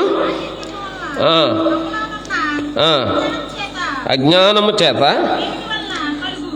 దేవుని వలన కలుగు జీవములో నుండి వేరుపరచబడినాను. గుడ్డి మోక. అదే చాలామంది అన్నారు ఈ రోజులో. బైబిల్ పట్టుకునే వాళ్ళని ఉన్నారు, బయట కూడా ఉన్నారు. గుడ్డి మోక. నేనేం చేస్తున్నాను, నేను ఎలా నడుస్తున్నాను దేవుళ్ళని ఆలోచించాలని చీకటి మనస్తత్వాలు కలిగిన వాళ్ళు, చీకటి మనసు అన్నమాట. పరిశుద్ధాత్ముడు బాధపడుతున్నాడేమని ఆలోచించలేదు, దేవుడు బాధపడుతున్నాడు ఆలోచించలేని జాతి గుడ్డి మనసు. నీవు రక్షించబడుతున్నావని పేరు మాత్రం ఉంది, కానీ ఏమన్నాడు? జీవించున్నావన్నా పేరు మాత్రం ఉంది, కానీ నీవు మృతుడివే. ఏదో ప్రేయర్ పెట్టుకున్నావు, బైబిల్ పెట్టుకున్నావు, లేకపోతే ఇంకో దేవుడు నమ్ముకున్నావేమో. నీ కన్ను తెరుచుకునుందా? Do know what is what? ఆ పరిశుద్ధత అంటే, ఆ నీతి అంటే, ఆ మోక్షానికి మార్గం అంటే, ఆ పరలోకం అంటే అది నీకు తెలుసా? నువ్వు ఆలోచించావా? దేవుని పిల్ల ఎలా ఉంటారు నీకు తెలుసా? ఇది నువ్వు అర్థం చేసుకోవాల్సిన అవసరం నీకుంది ఈ పూట. ఇది నువ్వు అర్థం చేసుకుంటే మంచిది. వారైతే అంధకారమైన మనసు గల వారే తమ హృదయంలో అజ్ఞానము చేత దేవునిలోంచి ఏమయ్యారంటే వాళ్ళు వేరైపోయారంట. గుడ్డి మనసులో ఉన్నవాళ్ళతో దేవుడు కౌగిలించుకుని ఉండడం. తెలుసా మీకు ఆ విషయం? నువ్వు గుడ్డి మనస్తత్వం కలిగి ఉండి, ఒకవేళ నువ్వు మందిరంలో ఉండొచ్చు, లేదా బయట ఉండొచ్చు, నువ్వు ఎవరైనా సరే, నీ గుడ్డి మనసులో ఉంటే దేవుడు నేను ముద్దు పెట్టుకుంటున్నాడు అనుకున్నావా? ఆయన ఏమన్నాడంటే, దేవుని యొద్దకు రండి, దేవుని యొద్దకు రండి. ఇంకో మాట ఉంది, అప్పుడు ఆయన మీ వద్దకు వచ్చును. నువ్వు దేవుడి దగ్గరికి సరిగా నడవకుండా, సరిగా జీవించకుండా, సరిగా సేవ చేయకోకుండా, సరిగా వండుకోకుండా, నీ మనసును సరి చేసుకోకుండా, నీ వంకర స్వభావంతో నువ్వు బతుకుతూ నీ దగ్గర దేవుడు ఉన్నాడు అంటే పిచ్చి మనిషివే. ఫర్ ఎగ్జాంపుల్ సంసోనే చెయ్యెత్తితే బలవంతుడు అని అనుకున్నాడు, కానీ ఒక రోజున దేవుడు అతన్ని ఎడబాసాడని అతనికి తెలియదు. మనసు గుడ్డిదైపోయింది అతనికి. వీరుడిని అనుకున్నాడు కదా. సమయం వచ్చినప్పుడు నీ బలం పనికిరాదు. ఉగ్రత దినమందు ఏమన్నాడు? ఆస్తి, నీకు డబ్బులు కోట్లు ఉండొచ్చు, నిన్ను రక్షించడానికి ఏమాత్రం కూడా నీ ఆస్తి పనికిరాదు. నువ్వు బలవంతుడు కావచ్చు, నువ్వు గుడ్డిగా బ్రతికితే ఒక సమయం వచ్చేటప్పటికి నీ బలం ఎందుకు పనికిరాదు. చక్కని పాట రాశాడు ప్రభు నన్ను నిద్రించిన సేవకుడు. నీకు బలమో ధనమో ఉన్నా ప్రభు నెరగలేవు నీవు అని రాశాడు. నువ్వు రాజు అయినా, ఎడారివైనా, బికారివైనా, నువ్వెవరివైనా, ఏనాటికైనా చక్కని పాటలు రాశారమండి. నువ్వు ఎటువంటి వాడమైనా సరే నీ మనసు చెడిపోయిందైతే దేవునితో నీకు సంబంధం లేదు. నీ మనసు మంచిది కాకపోతే దేవునికి సంబంధం లేదు. ఎవరిని ఎదుటోని చూడగానే పళ్ళు నూరే మనిషి, బాగా సుఖంగా బతుకున్నోడిని చూసేటప్పటికి ఆయాసపడి పట్టుకుపోయే మనిషి, వినవా? ఎవరైనా బాగా సంతోషంగా ఉంటే నువ్వు ఆనందించలేకుండా అబ్బా మనసులో హృదయంలో కొత్త ఆడిపోయేట వేదన కలిగిన మనిషి. నీ చెడు మనసు నీకు దేవుని స్థానం ఇవ్వదు. చెడిపోయిన మనసు కలిగినవాడు దేవునిలో నుంచి వేరుపరచబడ్డాడట. చెడిపోయిన మనసు ఉన్నవాడు. ఇప్పుడు మరి అందుకే బైబిల్లో యేసుప్రభు కూడా చెప్పాడు, పిలువబడిన వారు అనేకులు, ఏర్పరచబడిన వాళ్ళు కొద్దిమందే. చాలామంది చూస్తున్నా, తెల్లారు లేచిన కాడి నుంచి చాలామంది చూస్తున్నా, బోధకుల్ని చూస్తున్నా నేను ఎక్కువగా. ఎంతోమంది ఈ రోజుల్లో చూస్తున్నాను నేను. దేవుల్లో నుంచి వేరుపరచబడి నోట్లోంచి పాటలు వస్తూ ఉంటాయి, చేతుల్లో బైబిళ్ళు, లేకపోతే వేదాలు, గ్రంథాలు, పూజలు, ఉపవాసాలు, వ్రతాలు, లేకపోతే ప్రార్థనా కోడికలు. ఈ మాత్రం అంటే హృదయం మాత్రం మంచిది కాదు. తెలుసా నీకు? ఒకసారి మీకు తెలుసో లేదు, గొంగళ పురుగుని తీసుకెళ్ళి పట్టుకుని మళ్ళీ కసక్కన పొయ్యిలో పడేస్తారు కదండి. చిన్నప్పుడు నేను కూడా చేశా. తర్వాత నాకేం మనసు కళ్ళు తెరిపించాడు తెలుసా దేవుడు? ఆ గొంగళ పురుగు లేకపోతే మనకు అన్నం లేదు. మీకు తెలుసా? మీకు అందరికి తెలుసా ఆ విషయం? ఆ గొంగళ పురుగు లేకపోతే మనకు పంటలు లేవు. ఆ గొంగళ పురుగు ఏం జరుగుద్దంటే పక్కకి వెళ్ళిపోయి ఏం చేస్తుంది? గూడు కట్టుకుని సీతాకోక చిలుకలాగా బయటకు వస్తుంది. సీతాకోక చిలుక గొంగళపూడి ఒకటే తెలుసా మీకు? అసలు ఎంతమంది తెలిసి చేతులు ఎత్తండి, తెలియ చాలామందికి. ఆ సీతాకోక చిలుకలాగా వస్తుంది. ఆ సీతాకోకకి చెట్టు మీద వాలితే దాని యొక్క పుప్పూడు రేణువు, ఇంకో చెట్టు మీద వాలితే దాని పుప్పూడు రేణువు వెళ్తే, అంటే ఒక రకంగా ఈ చెట్లు పెళ్లి చేసుకుంటే అప్పుడు కాయలు కాస్తాయి. దానికి సంబంధించినటువంటి రాయబారం జరిపేది ఎవరండి? సీతాకోక చిలుక. ఆ కణాలని, ఆ పువ్వులో ఉన్నటువంటి రసాన్ని తీసుకెళ్ళి ఆ చెట్టు మీద వదులుద్ది, ఆ చెట్టు మీద వదులుద్ది. అప్పుడు చెట్లు పుష్పించి కాయలు కాస్తాయి. గొంగళ పురుగేనండి మన కాయలు ఇచ్చేది, పళ్ళు ఇచ్చేది, మరి భోజనం ఇచ్చేది. కానీ భోజనాన్ని ఏం చేయాలి? పొంగల్ పురం పట్టుకుని అబ్బాయి నలిపేసేసి, చెప్పుతో కొట్టేసేసి, నిప్పుల్లో తొక్కేసేసి కదా అట్లా చేస్తాం. అది అలా చేస్తుందని తెలిసినాక ఇక నా చేతులతో గొంగళ పురుగును చంపడం మానేశాను. దాన్ని నెమ్మది తీసి అవతల పడేసి సరిపోద్ది. ఏం చేసింది అది? దేవుడు దాన్ని అట్లా చేశాడు కదా. గొంగళ పురుగు భయం వేస్తుంది. అసలు నన్ను అడిగితే మనమే గొంగళ పురుగులు కదా. ఏమంటారు మీరు? మనమే గొంగళ పురుగు ఏ ఆకు పెడితే ఆకు తింటుంది దానికి ఆకలేసి. మనకు ఆకలి అయిపోయినా నూడిల్స్, సన్న పునుగు, చిన్న పునుగు, పెద్ద పునుగు, రౌండ్ పునుగు, ఆ పునుగు, ఈ పునుగు మొత్తానికి బోళ్ళు తింటాం మనం. పుట్టనంటే ఇంత పెట్టుకుని గ్యాస్ అని చెప్పి చెడుతూ డాక్టర్ దగ్గర పరిగెడతాం కదా. వేలు ఖర్చు అయిపోద్ది. తగ్గకపోతే ఆ డాక్టర్ మంచోడు కదని పేరు పెడతాం. ఎక్కడి దాకా వెళ్ళిపోయాం మనం ఎక్కడి దాకా వెళ్ళిపోయాం కదా. అన్ని చెత్త అంతా తినేది మనమే. కుండ బిర్యానీ, కర్ర బిర్యానీ, బకెట్ బిర్యానీ, ఏం బిర్యానీలు అండి, దమ్ము బిర్యానీ, 12 బిర్యానీలు ఉన్నాయంటే ఒక ఆయన చెప్పాడు నాకు. చెత్తలన్నీ తింటాం, కడుపెట్ట పట్టుకుని గ్యాసో అని ఏడుస్తాం కదా. ఒక గొంగళ పురుగును చూసి చిచ్చి అంటాం, కానీ అదేమో కనీసం ఎంతుండే గొంగళ పురుగు. నువ్వు 5 అడుగులు 6 అడుగులు ఉన్న పెద్ద గొంగళ పురుగు నువ్వు. నీ మనసు మంచిది కాదు. ఈ మధ్యన కుర్రోళ్ళు ఒకటి కొత్తగా మొదలుపెట్టారండి. అన్నం తిన్నాకంటే అరగట్లేదంట, థమ్స్అప్ వేసుకుని తాగితే అరుగుద్దంట వాళ్ళకి. దేవుడు వాళ్ళలో కొంచెం తక్కువ చేశాడు. ఏదండి? జీర్ణ వ్యవస్థని తక్కువ చేశాడు. దేవుడికి చేతకాలే, లోపల జీర్ణమయ్యేటువంటి శక్తిని పెట్టలేదు దేవుడు. కొత్తగా తీసుకొచ్చారు కదా. అన్నం తిన్నాక థమ్స్అప్తో తింటేనంట. అంతకుముందు ఏం జరిగేదంటే అన్నం తినేటప్పుడు మందుతో తినేవాళ్ళు కొంతమంది. ఇప్పుడు థమ్స్అప్తో మొదలుపెట్టారు కదా. ఆలోచించావా? మనిషి మనసు గుడ్డిదైపోయింది, అంధకారమైన మనసు. ఏం చేస్తున్నామో తెలీదు. ఆలోచన చేస్తే ఏం చేస్తున్నామో తెలీదు. మనం చీమలు పుట్టుండగానే ఏం చేస్తామంటే ఆ చీమల పుట్టని గమేసినేసి చీమలు దొడ్లు లేకుండా చేసేస్తాం కదా, పొలాల్లో ఉండకుండా. మీకు తెలుసా, చీమలు రంధ్రాలు పెడతాయి. ఆ రంధ్రాలు ఎంత ఉపయోగం అంటే, నీరు వచ్చినప్పుడు భూమిలోకి షింక్ అవుద్ది.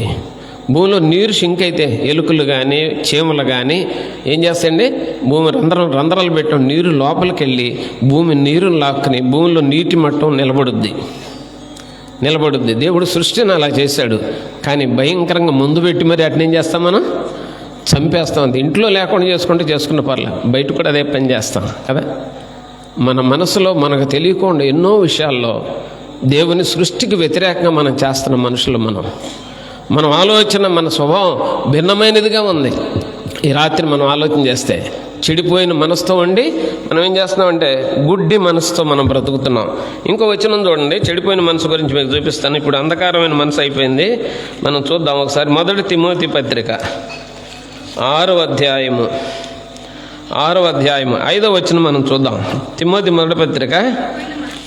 చెడిపోయిన మనసు కలిగి సత్యహీనులై దైవభక్తి, అంటే చెడిపోయిన మనసు కలిగి సత్యహీనులై ఏమన్నాడు, దైవభక్తి లాభ సాధన. తల్ల పైకెత్తండి, నేనే వివరిస్తా. ఏంటంటే చెడిపోయిన మనసు కలిగేందంట. విన్నారా? మీకు అర్థమవుతుందా? మీకు అర్థమవుతుంది? దీన్ని జాగ్రత్తగా తీసుకోవాలి. ఇప్పుడు తీసుకుంటే మీరు మేలు పొందుతారు. జాగ్రత్తగా గ్రహించండి. ఇక్కడ ఏమన్నాడంటే, జాగ్రత్త, మళ్ళీ నేను వివరిస్తున్న మొక్కలు. చెడిపోయిన మనసు కలిగి సత్యహీనులు, అంటే సత్యం లేదుగా, చెడిపోయింది మనసు. దైవభక్తిని ఏం చేశారంట, లాభముగా ఎంచారంట.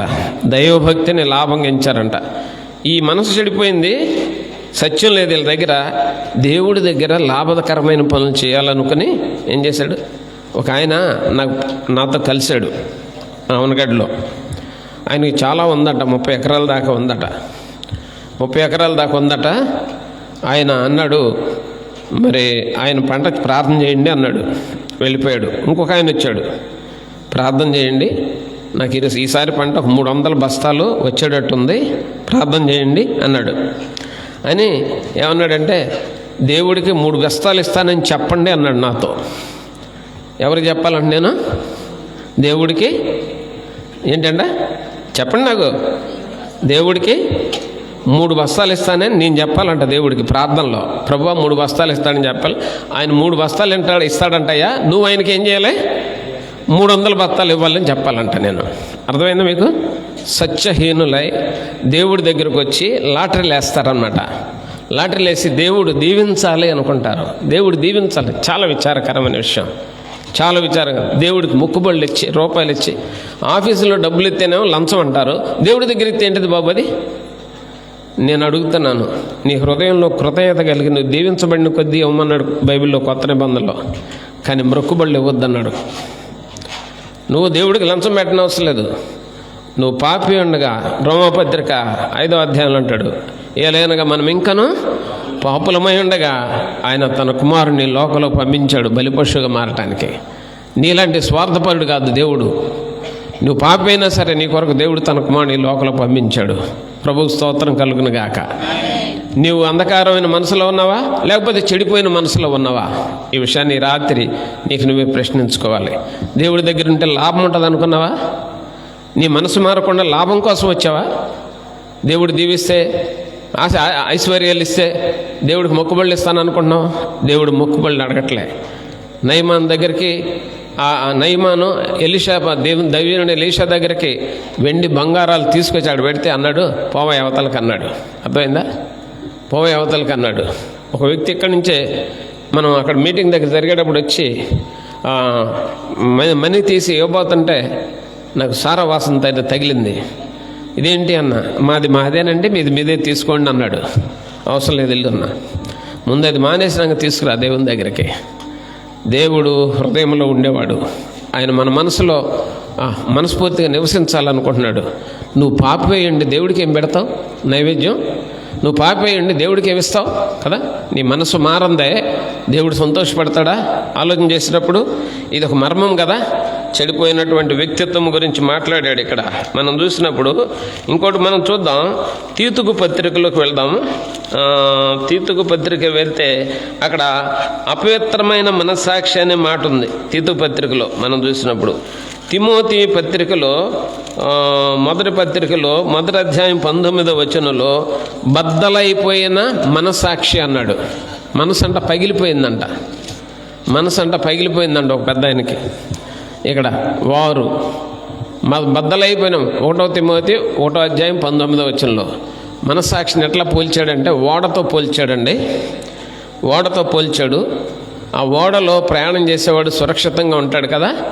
మనసు పగిలిపోకుండా ఆ మనసు అనే ఓడలో దేవుడు కూర్చోవాలంట, ప్రయాణం చేయాలంట. మన జీవిత నావను నడిపించడానికి ఆయన ఉండాలన్నమాట. అందుకే పాట కూడా ఉంది, ఆ దరి చేరే దారే కనరాదు సంధ్య వెలుగు కనుమరుగుపోయే పాట ఉందన్నమాట. నన్ను ఆ దరికి నడిపించయా అనే ఒక పాట ఉంది కదా. మన జీవిత నావలో ప్రభువును కూర్చొని మనల్ని అద్దరికి చేర్చాలి. ఈ బ్రతుకంతా చేరి ఆ 2వ అవతల ఒడ్డు అయినటువంటి ఆ మరణం తర్వాత ఆ మోక్షం అనే ఒడ్డుకు మనం వెళ్ళాలి. ఆ పరలోకం అనే ఒడ్డుకు మనం వెళ్ళాలంటే మన మనస్సు అనేటువంటి ఓడలో ఏం చేయాలంట? ఆ దేవుడు కూర్చోవాలంట. ఇక్కడ పౌలు గారు తిమోతి పైతో మాట్లాడుతూ అట్లా మాట్లాడాడు. అంటే మన మనసులో దేవుడు ఉండాలి అన్నాడు. నేను అడుగుతున్నా మిమ్మల్ని, నా హృదయంలో దేవుడు ఉన్నాడు అని మీలో ఎంతమంది గట్టిగా చెప్పగలరు? చెయ్యెత్తేటప్పుడు కొంచెం ఆలోచించేస్తాలే. అబద్ధాలు ఆడకుండా, కోపం వస్తే ఎవరిని తిట్టకుండా, బూతులు ఆడకుండా, నానా ముఖం ఇట్లా చెక్కుముక్కరాయి చేసుకోకుండా నా మనసులో వచ్చాడు దేవుడు, నా ముఖం మారదు, నేను ఎప్పుడు ఒక రకంగానే ఉంటాను అనగలవా? ఆలోచన చెయ్యి. ప్రియులరా, దేవుని బిడ్డలు అలా ఉంటారని తెలియజేయడానికి ఇష్టపడుతున్నా. మీ ముందు నేను నడిచాను 30 సంవత్సరాలు. ఎలా నడిచాను మీకు తెలుసు కదా. ఒకే రకమైన జీవితం మనిషి దగ్గర ఉండాలి. ప్రభు వస్తే ఉంది ఎలా ఉంటుందంటే ఇక మార్పు ఉండదు. సమస్య వచ్చినా సమస్య రాకపోయినా, తిండున్నా లేకపోయినా, డబ్బున్నా లేకపోయినా, మనుషులు ద్వేషించినా ద్వేషించకపోయినా మన జీవితంలో ఎవరున్నారయ్యా? ఆ దేవుడు ఉన్నాడు. ఏనావా? ఆ దేవుడు మన రూపాన్ని మారనేడు, మన వ్యక్తిత్వాన్ని మారనేడు. పెడితే పెళ్ళి లేకపోతే సావు అనుకునేటువంటి బుద్ధి మన దగ్గర ఉంచడు దేవుడు. అర్థమైందా? చిటుక్కుని వచ్చేస్తుంది, మనిషికి వచ్చినంత కోపం వచ్చేస్తుంది అంటున్నాడు ఒక్కొక్కడు చూస్తుంటే. బల్ల సరిగ్గా తీసుకోండి అంటే, ప్రార్థన చేయండి అంటే, క్రమంగా ఉండండి అంటే కూడా కోపాలు వచ్చేవాళ్ళు. వాళ్ళ హృదయంలో దేవుడు ఉన్నట్లు లెక్క. ఆలోచన చేయండి. ఈ మాటను బట్టి కొంచెం ముందుకు వెళ్ళినప్పుడు మనకేం కనపడుతుందంటే, ఈ మాటనే మనం తెలుసుకోవడానికి మనం ప్రయత్నం చేస్తూ ముందుకు వెళ్ళడానికి ప్రయత్నం చేద్దాం. మనస్సాక్షి విషయంలో పౌలు గారు ఎలా ఉన్నాడో చూద్దాం. అపోస్తుల కార్యము 23వ అధ్యాయము అపోస్తుల కార్యం 1వ వచనం చూడండి. ఏమన్నాడు అక్కడ? చదివేటప్పుడు ఎప్పుడైనా సరే మీకు ఇచ్చిన ఇన్స్ట్రక్షన్ ఫాలో అవ్వండి. పేజీ నెంబర్ చెబితే పక్కలు తీసుకుంటారు. చదవండి.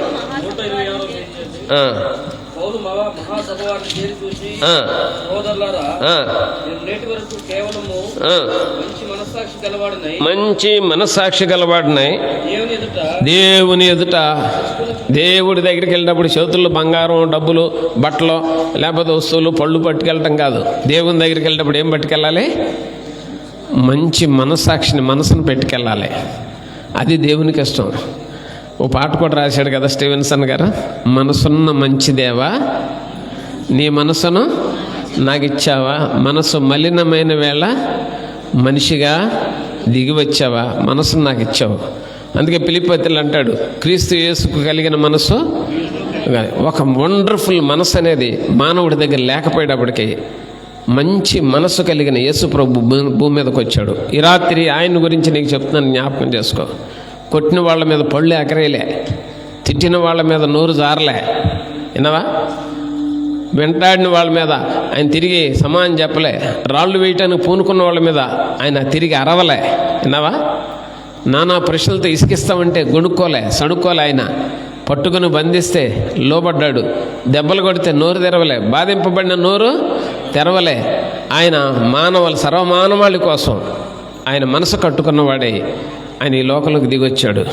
అందరం దేవుని బిడ్డలమే ఈ రోజుల్లో. చిటుక్కున దేవుని బిడ్డలాగానే కనపడతాం. అప్పుడే తేడాలు, అప్పుడే చీలికలు, అప్పుడే గొడవలు, అప్పుడే ఏరైపోవటాలు, అంతా ఏదో భూమి మీద పరిశుద్ధం అయిపోయినట్టు కదా. దేవుని దయ వలన ఒక్క మనిషిని కూడా దూరంగా పెట్టడానికి దేవుడు ఇష్టపడ్డు. ఒక మంచి క్రైస్తవుడు కూడా ఏ మనిషిని దూరంగా పెట్టడం, జాగ్రత్తగా ఉండాల్సినంత వరకు ఉంటాడనమాట. కానీ ఆ మనస్సు, పవిత్రమైన మనసు ఆ యేసుప్రభు ఒక్కడే కలిగి ఉన్నాడు. అర్థమైందా? కొట్టిన వాళ్ళని కొట్టలేదు, తిట్టిన వాళ్ళని తిట్టలే, శపించలే. పైగా కొడుతున్న వాళ్ళని వీళ్ళు ఏం చేస్తున్నారో తెలియదు కనుక, వీరికే తెలియదు కాబట్టి దెబ్బలు కొట్టే వాళ్ళ కోసం ఏమన్నాడు? వీరిని క్షమించి వీళ్ళని ఆశీర్వదించు ప్రభు అని ప్రార్థన చేసిన యేసుప్రభు మనసు ఎంత గొప్పదో తెలుసా? నేను చాలా వేదాలు, చాలా గ్రంథాలు కూడా చదివాను. నేను గ్రంథాలు చదివాను. దేవుని సత్యాన్వేషణ చేయడానికి కూడా గ్రంథాలు కూడా చదివాను. కొన్ని పుస్తకాలు కూడా ఇప్పుడు కొత్తగా ఆర్డర్లో పెట్టాను. ఇతర మతాల గ్రంథాలు, వేదాలు కూడా చాలా ఉన్నాయి. రామాయణం, భాగవతం, ఖురాను, మనువేదం, తత్వవేదం చాలా ఉన్నాయి అన్నమాట. ఎక్కడ కూడా మనస్సు మంచిగా ఉన్న వ్యక్తి ఎవరు నాకు కనపడలే. దెబ్బకు దెబ్బ, మాటకు మాట, కంటికి కన్ను, పంటికి పన్నే. మనసు మంచిగా ఉంచుకొని ఒక చెడిపోయిన వాడిని ప్రేమించిన ఒక్క యేసు ప్రభువే గొప్పగా కనపడ్డాడు. పాపిని సన్నాసి అనలేదు ఆయన. ఒరే నీ కర్మఫలం నువ్వు అనుభవించరా అనలేదు. నువ్వు పునామ నరకంలోకి వెళ్ళిపోరా బాబు అనలేదు. నేను అందుకే అప్పుడప్పుడు చెప్తానన్నమాట, మన పిల్లలు కానీ తప్పు చేస్తే మన పిల్లల్ని జాగ్రత్త చేసుకోవడానికి మనం చాలా తిప్పలు పడతాం. అలాగే మనం పాపం చేస్తే మన తండ్రి అయిన దేవుడు మంచి మనసుతో దిగి వచ్చాడు కిందకి. తెలుసా నీకు ఆ విషయం? నీ మనసు, నా మనసు దానికోసం దీనికోసం పరిగెడుతుంటే ఆయనకి మనసులో చోటు ఇవ్వక మనకి ఇంట్లో కావాల్సిన వస్తువులకు చోటిస్తాం కదా, అవునా కదా? మన మనసులకు చోటిస్తాం. ఒక విషయం చెప్పనా? దీని గురించి ఒక చిన్న ఉపమానం ఉందండో, జరిగిన విషయం. ఒకడు సైకిల్ లేదని ఏం చేశాడంట? సైకిల్ లేదని ప్రార్థన చేస్తున్నాడు. ఎదురుగా ఇంట్లో సైకిల్ ఉందని. ఈయనకి సైకిల్ కావాలంటే ఇస్తాడు దేవుడు, కానీ ఎదుటింటోడు సైకిల్ ఉందని ప్రార్థన చేయొచ్చండి? ఆలోచించండి. కానీ అటువంటి వాడు సరే దేవుడికి ఈయన సైకిల్ ఇచ్చాడు, కానీ ఆయనకు 2 సైకిళ్ళు వచ్చేసినాయి. అర్థమైందా? ఆయనకి 2 సైకిళ్ళు వచ్చినాయి. ప్రభు నాకు కూడా 2వది కావాలన్నాడు. ఈయనకు 2 సైకిళ్ళు ఇచ్చాడు దేవుడు, ఆయనకు మోటార్ సైకిల్ ఇచ్చాడు దేవుడు కదా. ఇచ్చేది ఎవరండి? దేవుడు. ఒకరికి ఎక్కువ ఇస్తే మనకు బాధ ఏంటండి? ఒకరికి ఎక్కువ ఇస్తే బాధ ఏంటి? మనకు లేని దాని గురించి ఆశ ఎందుకు మనకి? మనం సుఖంగా బ్రతకాలని కోరుకుంటాం. పిల్లల్ని చదివించేటప్పుడు ఏం చేస్తామంటే, ఆ పిల్లల్ని ఇదిగో మేము పంపిందంత జాగ్రత్తగా ఉండు, నువ్వు తొందరపడి స్నేహాలు చేయబాకు, వ్యర్థం ఖర్చు చేసుకోబాకు, లేకుండా ఇబ్బంది పడబాకు, ఎన్నో చెప్తాం కదా. మన దేవుడు మనకు చెప్పడా సుఖంగా ఉండమని? మన దేవుడు మనకు చెప్పడా? ఆయన మనసును మనం ఎరిగామా? అప్పైన ఏం కావాలయ్యా మనకి? ఏం కావాలి చెప్పండి. నవ్వుతున్నారు ఈ దొంగలు నవ్వుతారు. నవ్వే వసతి వీళ్ళకి, ఎందుకంటే అదే చెప్పండి. మన జీవితం క్రీస్తు మనసు కలిగి ఉండాలి. పశువుల పాకలో పండుకున్నాడు ఆయన పసితనంలో పుట్టినప్పుడు.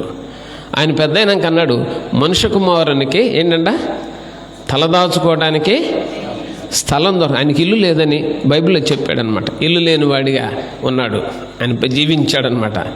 ఎంత పవిత్రమూర్తి అయినా లేదని కాదు, పన్ను కట్టుకోవడానికి ఆయనకి డబ్బులు దొరకలే. ఎంత పవిత్రమూర్తి. నేను పేదవాడిని అరవలే. ఒక పేదవాడికి కానీ ఒక ధనవంతుడికి కానీ సరైన గుణపాఠం చెప్పాలంటే ఒక మంచి మనసు ఉన్నవాడు రావాలి కదా. ఆలోచించావా? ఆయన వచ్చాడు, మంచి మనసు ఉన్నవాడికి వచ్చి ఏం చేశాడంటే ఆ పవిత్రమైనటువంటి ఆ వ్యక్తిత్వాన్ని చూపించాడు. ఆయన తిండి కోసం అరిచినవాడు కాదు, బట్ట కోసం అరిచినవాడు కాదు, లేని దాని కోసం అరిచినవాడు కాదు, అప్పు తీసి 2 బతుకుదాం అన్నవాడు కాదు ఆయన. లేకపోతే వాడికి తిట్టాడు చూడండి, వేసేయండి 12 మంది ఉన్నారు వెనక కదా, తక్కువేండి సైన్యం. మళ్ళీ చాలామంది మనుషులు ఉన్నారు కదా ఆయన వెంట తిరిగేవాళ్ళు. ఈ పరిశీలన శాస్త్రులు వచ్చి ఒక 10 మంది 20 మంది గలాట చేస్తుంటే ఎంతమందిని ఎలాంటి మీద కానీ పంపించినోడు కాదు, గ్రూపులు మెయింటైన్ చేసినోడు కాదు, పార్టీలు మెయింటైన్ చేసినోడు కాదు, ఆయన రాజకీయం చేసినవాడు కాదు. పవిత్రమైన మనస్సాక్షి కలిగిన వాడు, ఆయన నమ్మకమైన వాడు.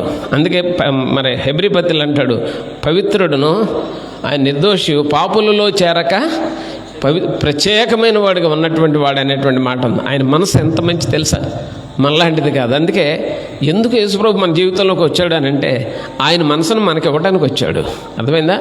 ఆయన మనసును మనకి ఇవ్వడానికి వచ్చాడు. అందుకే ఫిలిప్పీ పత్రికలు అంటాడు, క్రీస్తు యేసు కలిగిన మనసు మీరు కూడా కలిగి ఉండండి అన్నాడు. మనం ఆ మనసు కలిగి ఉండాలి. సంకల బైబిల్ పెట్టుకుని 20 ఏళ్ళు 25 ఏళ్ళు 30 ఏళ్ళు తిరిగితే సరిపోదు. ఇక్కడ దేవుని మనసు కలిగి ఉండాలి.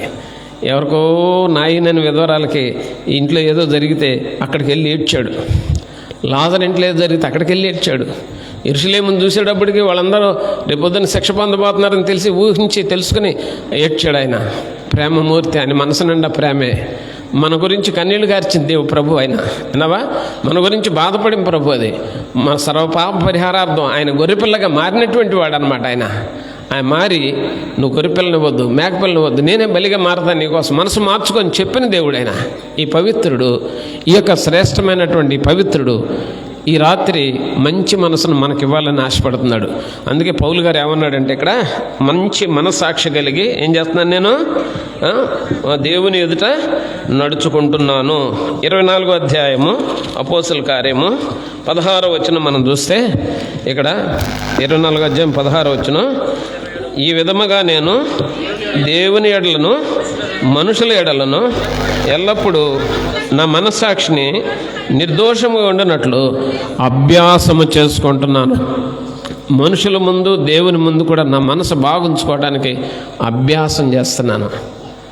నేను కూడా చాలా కష్టాలు పడ్డానండి, చెప్పడానికి బాధపడను. 2 ఉద్యోగాలు మానేసి సేవలోకి రావడం చాలా కష్టం కదా. ఎన్నో తిప్పలు పడ్డాం. అందరికిలాగా సంస్థలో చేరడం అది ఇదేం చేయలే. నేటికి దేవుడు నన్నే ఒక సంస్థలాగా మార్చాడు. కానీ నేను చెప్పగలను, ఇప్పటికీ కూడా మనస్సాక్షి విషయంలో నిబ్బరంగా ఉంచుకోవడానికి ప్రయాసపడుతున్నా 36 ఏళ్ళ నుంచి. నేను మారిపోయాను, నేను సేవకుడిని అని గర్వించడానికి ఉండదు. మనకు తెలియదు ఎప్పుడు పడిపోతామో, ఎప్పుడు మన మనసు పాడైపోద్ది ఎవరికి తెలియదు. కాబట్టి మనం ఏం చేయాలండి, అది జాగ్రత్తగా నడుచుకోవాలి. ఈ శ్రేష్టమైన సమయంలో చెప్తున్నాను, నా మనసును నేను ఏం చేస్తున్నాడు, అభ్యాసము చేసుకుంటున్నాడు. మనసు అభ్యాసం చేసుకోవడం అంటే ఏంటి, ప్రాక్టీస్ చేస్తున్నాడంట. మనసును కంట్రోల్ చేసుకోవడానికి ప్రాక్టీస్ చేస్తున్నాడంట. మనసు ఆగట్లేదంట. అర్థమైందా? అర్థమవుతుందా నీకు? మనసు ఆగట్లేదంట. చిన్న చిన్న కష్టాలు వచ్చినప్పుడు, ఆర్థిక ఇబ్బందులు వచ్చినప్పుడు మనసు కంట్రోల్ చేసుకుని ఉన్నదాంతోనే తిని కొంచెం ఏదో ఎదురు చూడలే. ఈ రోజుల్లో ఏ వారాల్లో ఇస్తాడో ఏ వాయిదాలు ఇస్తాడో ఏదో దిగుతున్నారంతే. జీవితం అంతా దాంట్లోనే కుళ్ళిపోతున్నారు కదా. దాంట్లోనే అప్పుల్లో మునిగిపోతున్నారు అంతే కదా. చెబితే వినరు కదా. నీకున్న స్థితిలోనే నీ మనసును ప్రాక్టీస్ చేసుకోవాలి. అభ్యాసము కూసు విద్య అన్నాడు. నీ మనసును కంట్రోల్ చేసుకోవాలి. అందం దానికి పరిగెత్తకూడదు. ఉన్నదాంతో సంతోషపడాలి. ప్రభు స్తుతిగా ఉండాలి. కష్టాన్ని లెక్కగా చేయకూడదు. విన్నావా? నీ మనసు పవిత్రమైతే ఆయన నీ మనసులో సుఖాసీనుడు అవుతాడు. ఆయన నీ హృదయంలో, నీ మనస్సు సింహాసనం మీద ఆయన ఏం చేస్తాడంటే ఆయన ఉండటానికి ఇష్టపడతాడు. ఆ పడవలో, ఆ ధోనిలో, అంటే నీ మనసు అనే పడవలో ఆయన ఉండి నీ జీవితం అనే నావని ఏం చేస్తాడంటే ఆయన నిన్ను కొనసాగింపజేయడానికి ఇష్టపడతాడు. ఆయన నీలో ఉన్నాడంటే నీతో మనసు కలిపి నీతో మాట్లాడుతూ నిన్ను ఇది చేయబాకు, ఇది చెయ్యి, ఇట్లా నడుచుకొని నడిపిస్తూ నిన్ను ఒక పవిత్రమైన మనిషిగా నడిపిస్తాడు. కానీ నువ్వేం చేస్తావు? మనుషుల్లో కలిసిపోయినప్పుడు ఏం జరుగుతుందంటే వాళ్ళు రెచ్చగొడతారు, వీళ్ళు ఆకర్షిస్తారు, వాళ్ళు అది చేస్తారు. ఒకడేమో తిండిపోతుగా చేస్తాడు, ఒకడేమో తిరుగుబోతుగా చేస్తాడు, ఒకడేమో శరీరంతో పాపం చేయడానికి రెచ్చగొడతాడు. నువ్వు మనుషులతో మనసు కలిపినప్పుడు ఏం జరుగుతుందంటే వాళ్ళు నిన్ను పాపంలోకి దింపుతారు. నువ్వు దేవునితో మనసు కలిపితే నువ్వు పవిత్రుడుగా పరలోకానికి రెడీ అవుతావు. ఎంత గొప్ప విషయం. అందుకే పౌలు గారు అంటున్నాడు, నేను అభ్యాసం చేస్తున్నాను, నా మనసును బాగా ఉంచుకోవడానికి ప్రాక్టీస్ చేస్తున్నాను. మనకి దేని విషయంలో అసంతృప్తి అవసరం లేదు. మనలో ఉన్నవాడు మనకంటే గొప్పవాడు. అర్థమైందా? మనలో ఉన్నవాడు మనకంటే గొప్పవాడు. కాబట్టి దేని విషయం భయపడిన అవసరం లేదు. యెషయా మొద్దు నుంచి ఏమొస్తుంది అన్నాడు? చిగురు పుట్టుద్ది అన్నాడు. ఎండిపోయిన జీవితాన్ని చిగురింపు చేస్తాడు కదా. మొన్నే కదా నిలకడ గురించి చెప్పుకున్నాం. విధవరాలు, యవనస్తురాలు కదా, విధవరాలు, యవనస్తురాలు, దిక్కులేనిది, అనాథ కదా రూతు. ఆ దేశంలో ధనవంతుని భార్యగా మార్చిన దేవుడు కదా. ధనవంతున మహారాజు ఆమె కడుపులో పుట్టడానికి కారణమైనటువంటి దేవుడు కదా. చరిత్రలో మార్చే దేవుడు, మనసు కలిగిన దేవుడు నీ జీవితాన్ని ట్రాన్స్ఫార్మ్ చేస్తాడు. ఐశ్వర్యంతో కాదు, ముందు నిన్ను మనిషిని చేస్తాడు. మంచి మనిషి అయినాక నీ దగ్గరికి అన్నీ తెప్పిస్తాడు. ఐశ్వర్యమే కాదు, అన్నీ తెప్పిస్తాడు. అవసరమైతే నిన్ను భేద మనిషిగా, మరి పనికిరాని మనిషిగా, తినడానికి లేని మనిషిగా చేసేసి ఆనందపడే దేవుడు కాదైనా. మొదట ఆయన ఏం చేస్తాడు? మనసును కడుగుతున్నాడు. ఒక ఇల్లు మనం అద్దెకి దిగుతున్నప్పుడు ముందేం చేస్తాం? చూస్తాం. తర్వాత ఏం చేస్తాం? ఒప్పందం చేసుకుంటాం కదా. ఒప్పందం చేసుకుంటాం అంటే ఎంత అద్దె ఒప్పందం చేసి అడ్వాన్స్ కట్ట. తర్వాత ఏం చేస్తాం? ఇంటిని కడుక్కుంటాం కదా. తర్వాత ఏం చేస్తాం? మనం గృహప్రవేశం చేస్తాం. చేసిన తర్వాత ఏం చేస్తాం? ఎక్కడ సామాన్లు ఎక్కడ ఉండాలి అక్కడ సర్దుకుంటాం, జీవనం చేస్తాం. క్రైస్తవ్యం కూడా అంతే. ఈ హృదయం అనే ఇంట్లో దేవుడు ఎత్తుక్కుంటూ వచ్చాడు. నువ్వేం చేయాలి? లోపల ఉన్న మళ్ళీ అంత పనికిరాని అని బయటపడేయాలి. అప్పుడు ఆయన ఏం చేస్తాడు? ఆయన కడుగుతాడు నీ గదిని. వాక్యం చూపించిన హెబ్రీ పత్రిక 9వ అధ్యాయము 14వ వచనం చూడండి. హెబ్రీ పత్రిక 9వ అధ్యాయం 14వ వచనం ఏం చేస్తాడు ఆయన?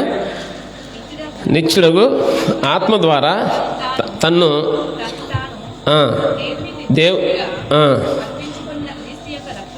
దేవునికి అర్పించుకున్న క్రీస్తు రక్తము చెడు పనులను విడిచి జీవము గల దేవుని సేవించుటకు మీ మనస్సాక్షిని, అంటే మీ మనస్సును ఎంతో ఎక్కువగా శుద్ధి చేయును. ఏదండి? ఆయన కార్చిన రక్తము నీ మనస్సును కడుగుద్ది. దేవునికి స్తోత్రం. ఆమెను చెప్పండి. ఆయన మనస్సు మనం ఎందుకే చూడు, దేవుని యేసుప్రభు నమ్ముకున్న నక్సలైట్లు మంచోళ్ళు అయ్యారని ఉంది కదా. విజయవాడలో okay textiles, okay showroom, okay బట్టల షాపులు అన్నీ ఉన్నాయి. ఆ ఓనర్ పోలవరం బాబురావు గురించి విన్నారా? మన సహవాసంలో ఒకసారి మీటింగ్లు పెడితే వచ్చాడు. నేను మనిషిని కత్తితో ఇట్లా అంటే పేగులు వచ్చి పట్టుకున్నాను, నేను నరహంతకుడు. నేను నా జీవితంలోకి యేసుప్రభు వచ్చాడు, నేను మారిపోయాను. స్టోర్పురం దొంగలు మారిపోయారు తెలుసా నీకు? ఎందుకు? మన సహవాసంలోనే తాగుబోతులు మారిపోయారు, సంసారాలను పాడు చేసుకున్నాడు కదా. ఆలోచన తిరుగుబోతులు మారారు కదా. ఆలోచన చేస్తే యేసుప్రభు మనసులను బాగు చేస్తాడు, మనసులను కడుగుతాడు. ఆయన కడిగి శుభ్రం చేసి ఆ యొక్క ఇంట్లోకి కడిగిన తర్వాత ఇల్లు నివాసం ఉన్నట్టు మన హృదయం లేదా మన మనసులోకి ఆయన వస్తాడు. ఆయన ఆత్మను ప్రవేశపెడుతున్నాడు. ప్రవేశపెట్టి ఇక రోజు మాట్లాడతాడు, వాక్యం ఇస్తాడు. వాక్యం ద్వారా, తలంపుల ద్వారా, సంఘం ద్వారా, పరిశుద్ధుల ద్వారా, సేవకుల ద్వారా మంచి సహవాసం ఇస్తాడు. ఇచ్చేం చేస్తాడంటే ఆయన మంచి మార్గంలో, సన్మార్గంలో నడిపిస్తాడు. ఈ రాత్రి నీకు అర్థమవుతున్న విషయం, క్రైస్తవ్యం కూడా అన్ని మతాలు అంటే ఒక మతం అని అనుకుంటే నీకంటే పిచ్చోడు ఎవడు లేడు. అరబ్ సేట్ కానీ, సియా ముస్లిం కానీ, సన్నీ ముస్లిం కానీ, సిక్కు కానీ, జైనులు కానీ, బుద్ధులు కానీ, లేకపోతే ముస్లింలు కానీ, లేకపోతే ప్రపంచంలో ఎన్ని మతాల వాళ్ళు సరే ప్రభు దగ్గరికి వస్తున్నారు. అది ఇప్పుడు గ్రహించావా? మనసును కడుక్కోవటానికే దేవుని బిడ్డలు ఆకర్షించబడుతున్నారు దేవుని చేత. ఈ రాత్రి నేను కోరుకుంటున్నాను, నీ హృదయంలో ఎన్ని బాధలు ఉన్నాయో, నీ మనసులో ఎన్ని వేదనలు ఉన్నాయో, కానీ బాధలన్నీ మాపేవాడు నీ హృదయంలోకి వస్తానంటున్నాడు, నీ మనసులో కొలువుతానంటున్నాడు. ఆయన నీతో జీవితం జీవిస్తానంటున్నాడు. ఆయన నిన్ను నడిపిస్తానంటున్నాడు. ఈ జీవితం అనే నావని అద్దరికి అనగా మన జీవితాంతం ఆ మోక్షపురికి చేరే వరకు కూడా ఆయన తోడే ఉండి నడిపిస్తానంటున్నాడు. తన మనసును మనలో పెట్టి ఆయన సుఖాసీనుడే మనలో ఉండి మనం ఆయన ఉద్దేశాల ప్రకారం నడవడానికి మన మనసును కడిగి శుభ్రం చేస్తానంటున్నాడు. పవిత్రుడు ఆయన, నిష్కల్మషు, పాపుల్లో చేరని వాడు. ఆయన తన మనసును మనకిచ్చాడు. నువ్వు ఈ రాత్రి చెప్పగలవా? నమ్ముకున్న వాళ్ళందరూ ఆలోచించేయండి. ఈ నమ్మకోకుండా మైకుల నుంచి వింటున్న వాళ్ళకు కూడా తెలియజేస్తున్నా, ప్రభువును నమ్మటం అంటే పాప క్షమాపణ పొంది మంచి మనసును పొందటమే, అంతకంటే లేదు. ఏ మొక్కుబళ్ళు అడగలే ఆయన, ధనాలు అడగలే. నీ మేలు పొందితే కృతజ్ఞతగా మేము వేసుకుంటామేమో కానుకలు, కానీ రక్షణ కోసం ఏం అడగలే ఆయన. ఆయన అన్నాడు, నీ పాపం ఒప్పుకో, నీ మనసును కడుగుతాను, నీ మనసును శుభ్రం చేస్తాను, నీలోకి నేను వస్తాను అని చెప్పి నీ ప్రభు ఈ స్వరం వింటున్న వాళ్ళందరి జీవితంలోకి రావాలని రాత్రి ఆశపడుతున్నాడు. ఇక్కడున్న వాళ్ళందరూ కూడా రక్షణానుభవం తెలియని వాళ్ళు కూడా ఆయన రావాలని ఆశపడుతున్నారు. రక్షించబడ్డామని చెప్పుకుని మనసులను పాడు చేసుకుని పనికిరాని వాళ్ళు ఉన్నారు కొంతమంది, వాళ్ళలో కూడా రావాలనుకుంటున్నాడు. నమ్మకార్థ జీవితం కాదు క్రైస్తవ్యం అంటే, అది పవిత్రమైంది.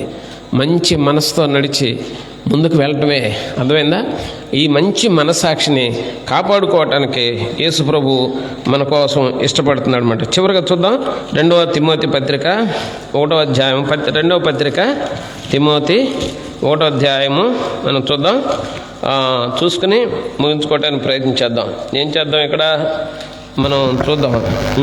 4వ అధ్యాయం 4వ వచనం చూడాలి మీరు. 4వ వచనం అది మధ్యలో నుంచి ఉంటుంది అనుకుంటా. నీ యందున్న నిష్కపటమైన విశ్వాసమును జ్ఞాపకము చేసుకుని నా పితృపారంపచార్య ప్రకారము నిర్మలమైన మనస్సాక్షితో నేను సేవించుచున్న దేవుని ఎడల కృతజ్ఞుడనై అన్నాను. దేవునికి స్తోత్రం. ఒక మనిషి నిర్మలమైన మనసుతో దేవుని శోధించాలి కానీ, సేవించాలి కానీ, మందిరంలో ఉన్నవాళ్ళు మంచోళ్ళ, పక్కోళ్ళు మంచోళ్ళ, వాళ్ళు మంచోళ్ళ, వీళ్ళు మంచోళ్ళు అని చూడడం అవసరం లేదండి. మీకు చెప్తున్నాను, నువ్వు నిర్మలమైన మనసుతో నీ దేవుడిని సేవించుకుంటున్నావు నువ్వు, అంతే. నీ ముందు చుట్టుపక్కల అందరూ కరెక్ట్గా ఉండరు. యేసుప్రభు పక్కన కూడా అందరూ కరెక్ట్గా లేరు. యోసేపు పక్కన అన్నదమ్ములు అందరూ ఉండరు, ఎవరు కరెక్ట్గా. చరిత్రలో బైబిల్ గ్రంథంలో భక్తుల పక్కన చుట్టూ ఉన్నవాళ్ళు కరెక్ట్గా లేరు. అందరూ కుటుంబాల్లో కొంతమందికి భార్యలు కరెక్ట్గా లేరు, కొంతమందికి కొడుకులుగా బిడ్డలు కరెక్ట్గా లేరు, కొంతమందికి అయినోళ్ళు కరెక్ట్గా లేరు. కానీ ఆ భక్తులు మాత్రం ప్రభువుని సేవించి సాక్షులైపోయారు కదా. యోబు భార్య కరెక్ట్గా లేదు, మనసు మంచిది కాదా ఉంది. దావీదు మహారాజు భార్య ఎవరన్నామా మీరే, పిల్లలకి అన్నది ఎవరు? మీకాలు ఆ మనస్తత్వం మంచిది కాదు, మా మనస్తత్వం మంచిది కాదు, యోసేపు అన్నదమ్ముల మనస్తత్వం మంచిది కాదు. మరి బైబిల్ గ్రంథం అందరూ అట్లాగే ఉంటుంది మనం చూస్తే. కానీ వాళ్ళు ప్రభువునే చూచారు.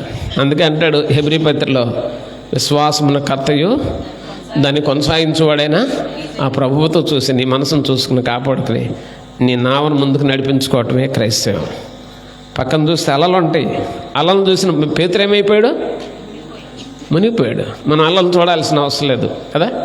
దేవుని యొక్క ప్రేమను బట్టి మంచి మనసుతో హృదయాన్ని కడుక్కుని మందిరంలో చక్కుంటే మనల్ని బట్టి ఇంకొకళ్ళు మారటానికి మనం సంతోషంగా సేవ చేసుకుంటే చాలు. దేవుడు ఎట్టి పరిస్థితుల్లో కూడా వాళ్ళని బట్టి వీళ్ళని బట్టి మనకు రాదు. మనకు బలం రావాలంటే ఎక్కడి నుంచి వస్తుందయ్యా? ఒకడంట నాకు బలం రావాలని రావయ్యా అని చెప్పేసి భోజనం పెట్టాడంట, మాంసం పెట్టాడంట, ఇంకోటి పిలిచాడంట, నువ్వు కూడా తినవని పెట్టాడు. బలం ఎవరికి వస్తుంది? వాడు తినాలి కదా. అలాగే మనసు మంచుకున్నవాడితోనే దేవుడు సహవాసం చేస్తాడు, అంతే. మనసు బాగు చేసుకున్నవాడితో ఉండడు. గోధుల మధ్యన గురుగులు ఉంటాయి కంపల్సరీ, కానీ దేవుడు చూడొద్దన్నాడు.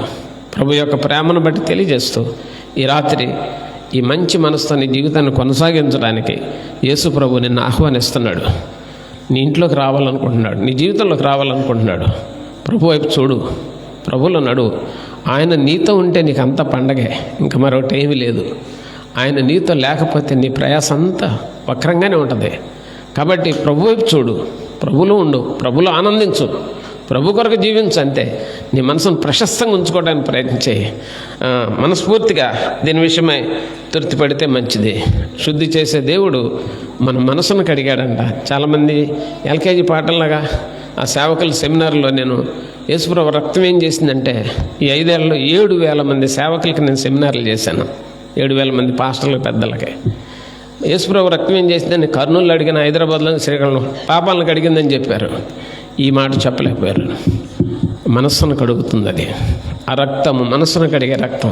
పాపాలను కడిగిన మాట నిజమే, కానీ ఈ మనసు చెడిపోతే పాపాలను కడిగి మళ్ళీ పాపం చేస్తారు. కాబట్టి పాపము చేయకుండా ఉండినట్లుగా ఈ మనసును కడిగిన దేవుడు ఈ రాత్రి మరి ఈ ఇంట్లో నలుగురిని కడిగాడని చెప్పుకుంటున్నారు. దేవుని స్తోత్రం. అందరినీ కడగాలి దేవుడు. అందరి పేడని కడగాలి, ప్రతి వారిని కడగాలి. ఆయన అందరి మనసులో ఉండాలి, ఆనందించాలి. ఆ మనసులో ఉండి ఆ పూర్ణమైన మనసుతో యెహోవాని దేవుడిని ఏం చేయాలి? మనం ప్రేమించాలి. అదనమాట. కాబట్టి పూర్ణమైన మనసుతో ప్రేమించేవాళ్ళమ్మా ప్రార్థన చేయండి, ఇంటికాడ పడుకోరు. ఉపవాసం అంటే పారిపోరు. బ్రదర్స్ మీటింగ్ అంటే ఎగ్గొట్టి ఇంటికాడ పడుకోరు. వాళ్ళ మనసులో దేవుడు అంటే డొల్లుకుంటూ వచ్చేస్తారంతే. అర్థమైందా? ఆ మనసులో ఏదుంటే అదే జరుగుతుంది కదా. ఏం జరుగుతుంది? మనసులో ఏదుంటే హృదయం నిండిందాన్ని బట్టి, మనసులో ఉన్నదాన్ని బట్టి నోరు మాట్లాడుద్ది. అలాగే మన జీవితం అలా ఉంటుంది. కాబట్టి ఇంకా మీరు హృదయంలో, మనసులో ప్రభువుకి స్థానం ఇవ్వకపోతే ఈ రాత్రి ప్రభువుకి ఇవ్వండి. క్షమించమని అడగండి. క్షమించయ్యా, వాటిని మనసులో పెట్టుకుంటున్నాను అడగండి. అడిగి ప్రభువును క్షమించమని అడిగి, ప్రభు నన్ను నడిపించు, నేను ఒప్పుకుంటున్నాను నా మనసు మంచిది కాదని. మరొకసారి నీ రక్తం దగ్గరికి వస్తున్నాను, నీ రక్తం నా మనసును కడుగుద్దని చెప్పావు కాబట్టి కడుక్కోవటానికి ఇష్టపడుతున్నాను. నా మనసును బాగు చేసుకుని నేను నమ్ముకుంటాను అనుకుంటే ఈ రాత్రి దేవుని కృపను పొందుతావు. ఆ విధంగా ఉండటానికి ప్రభు మీకు సహాయం చేయను గాక. తల్ల వంచండి.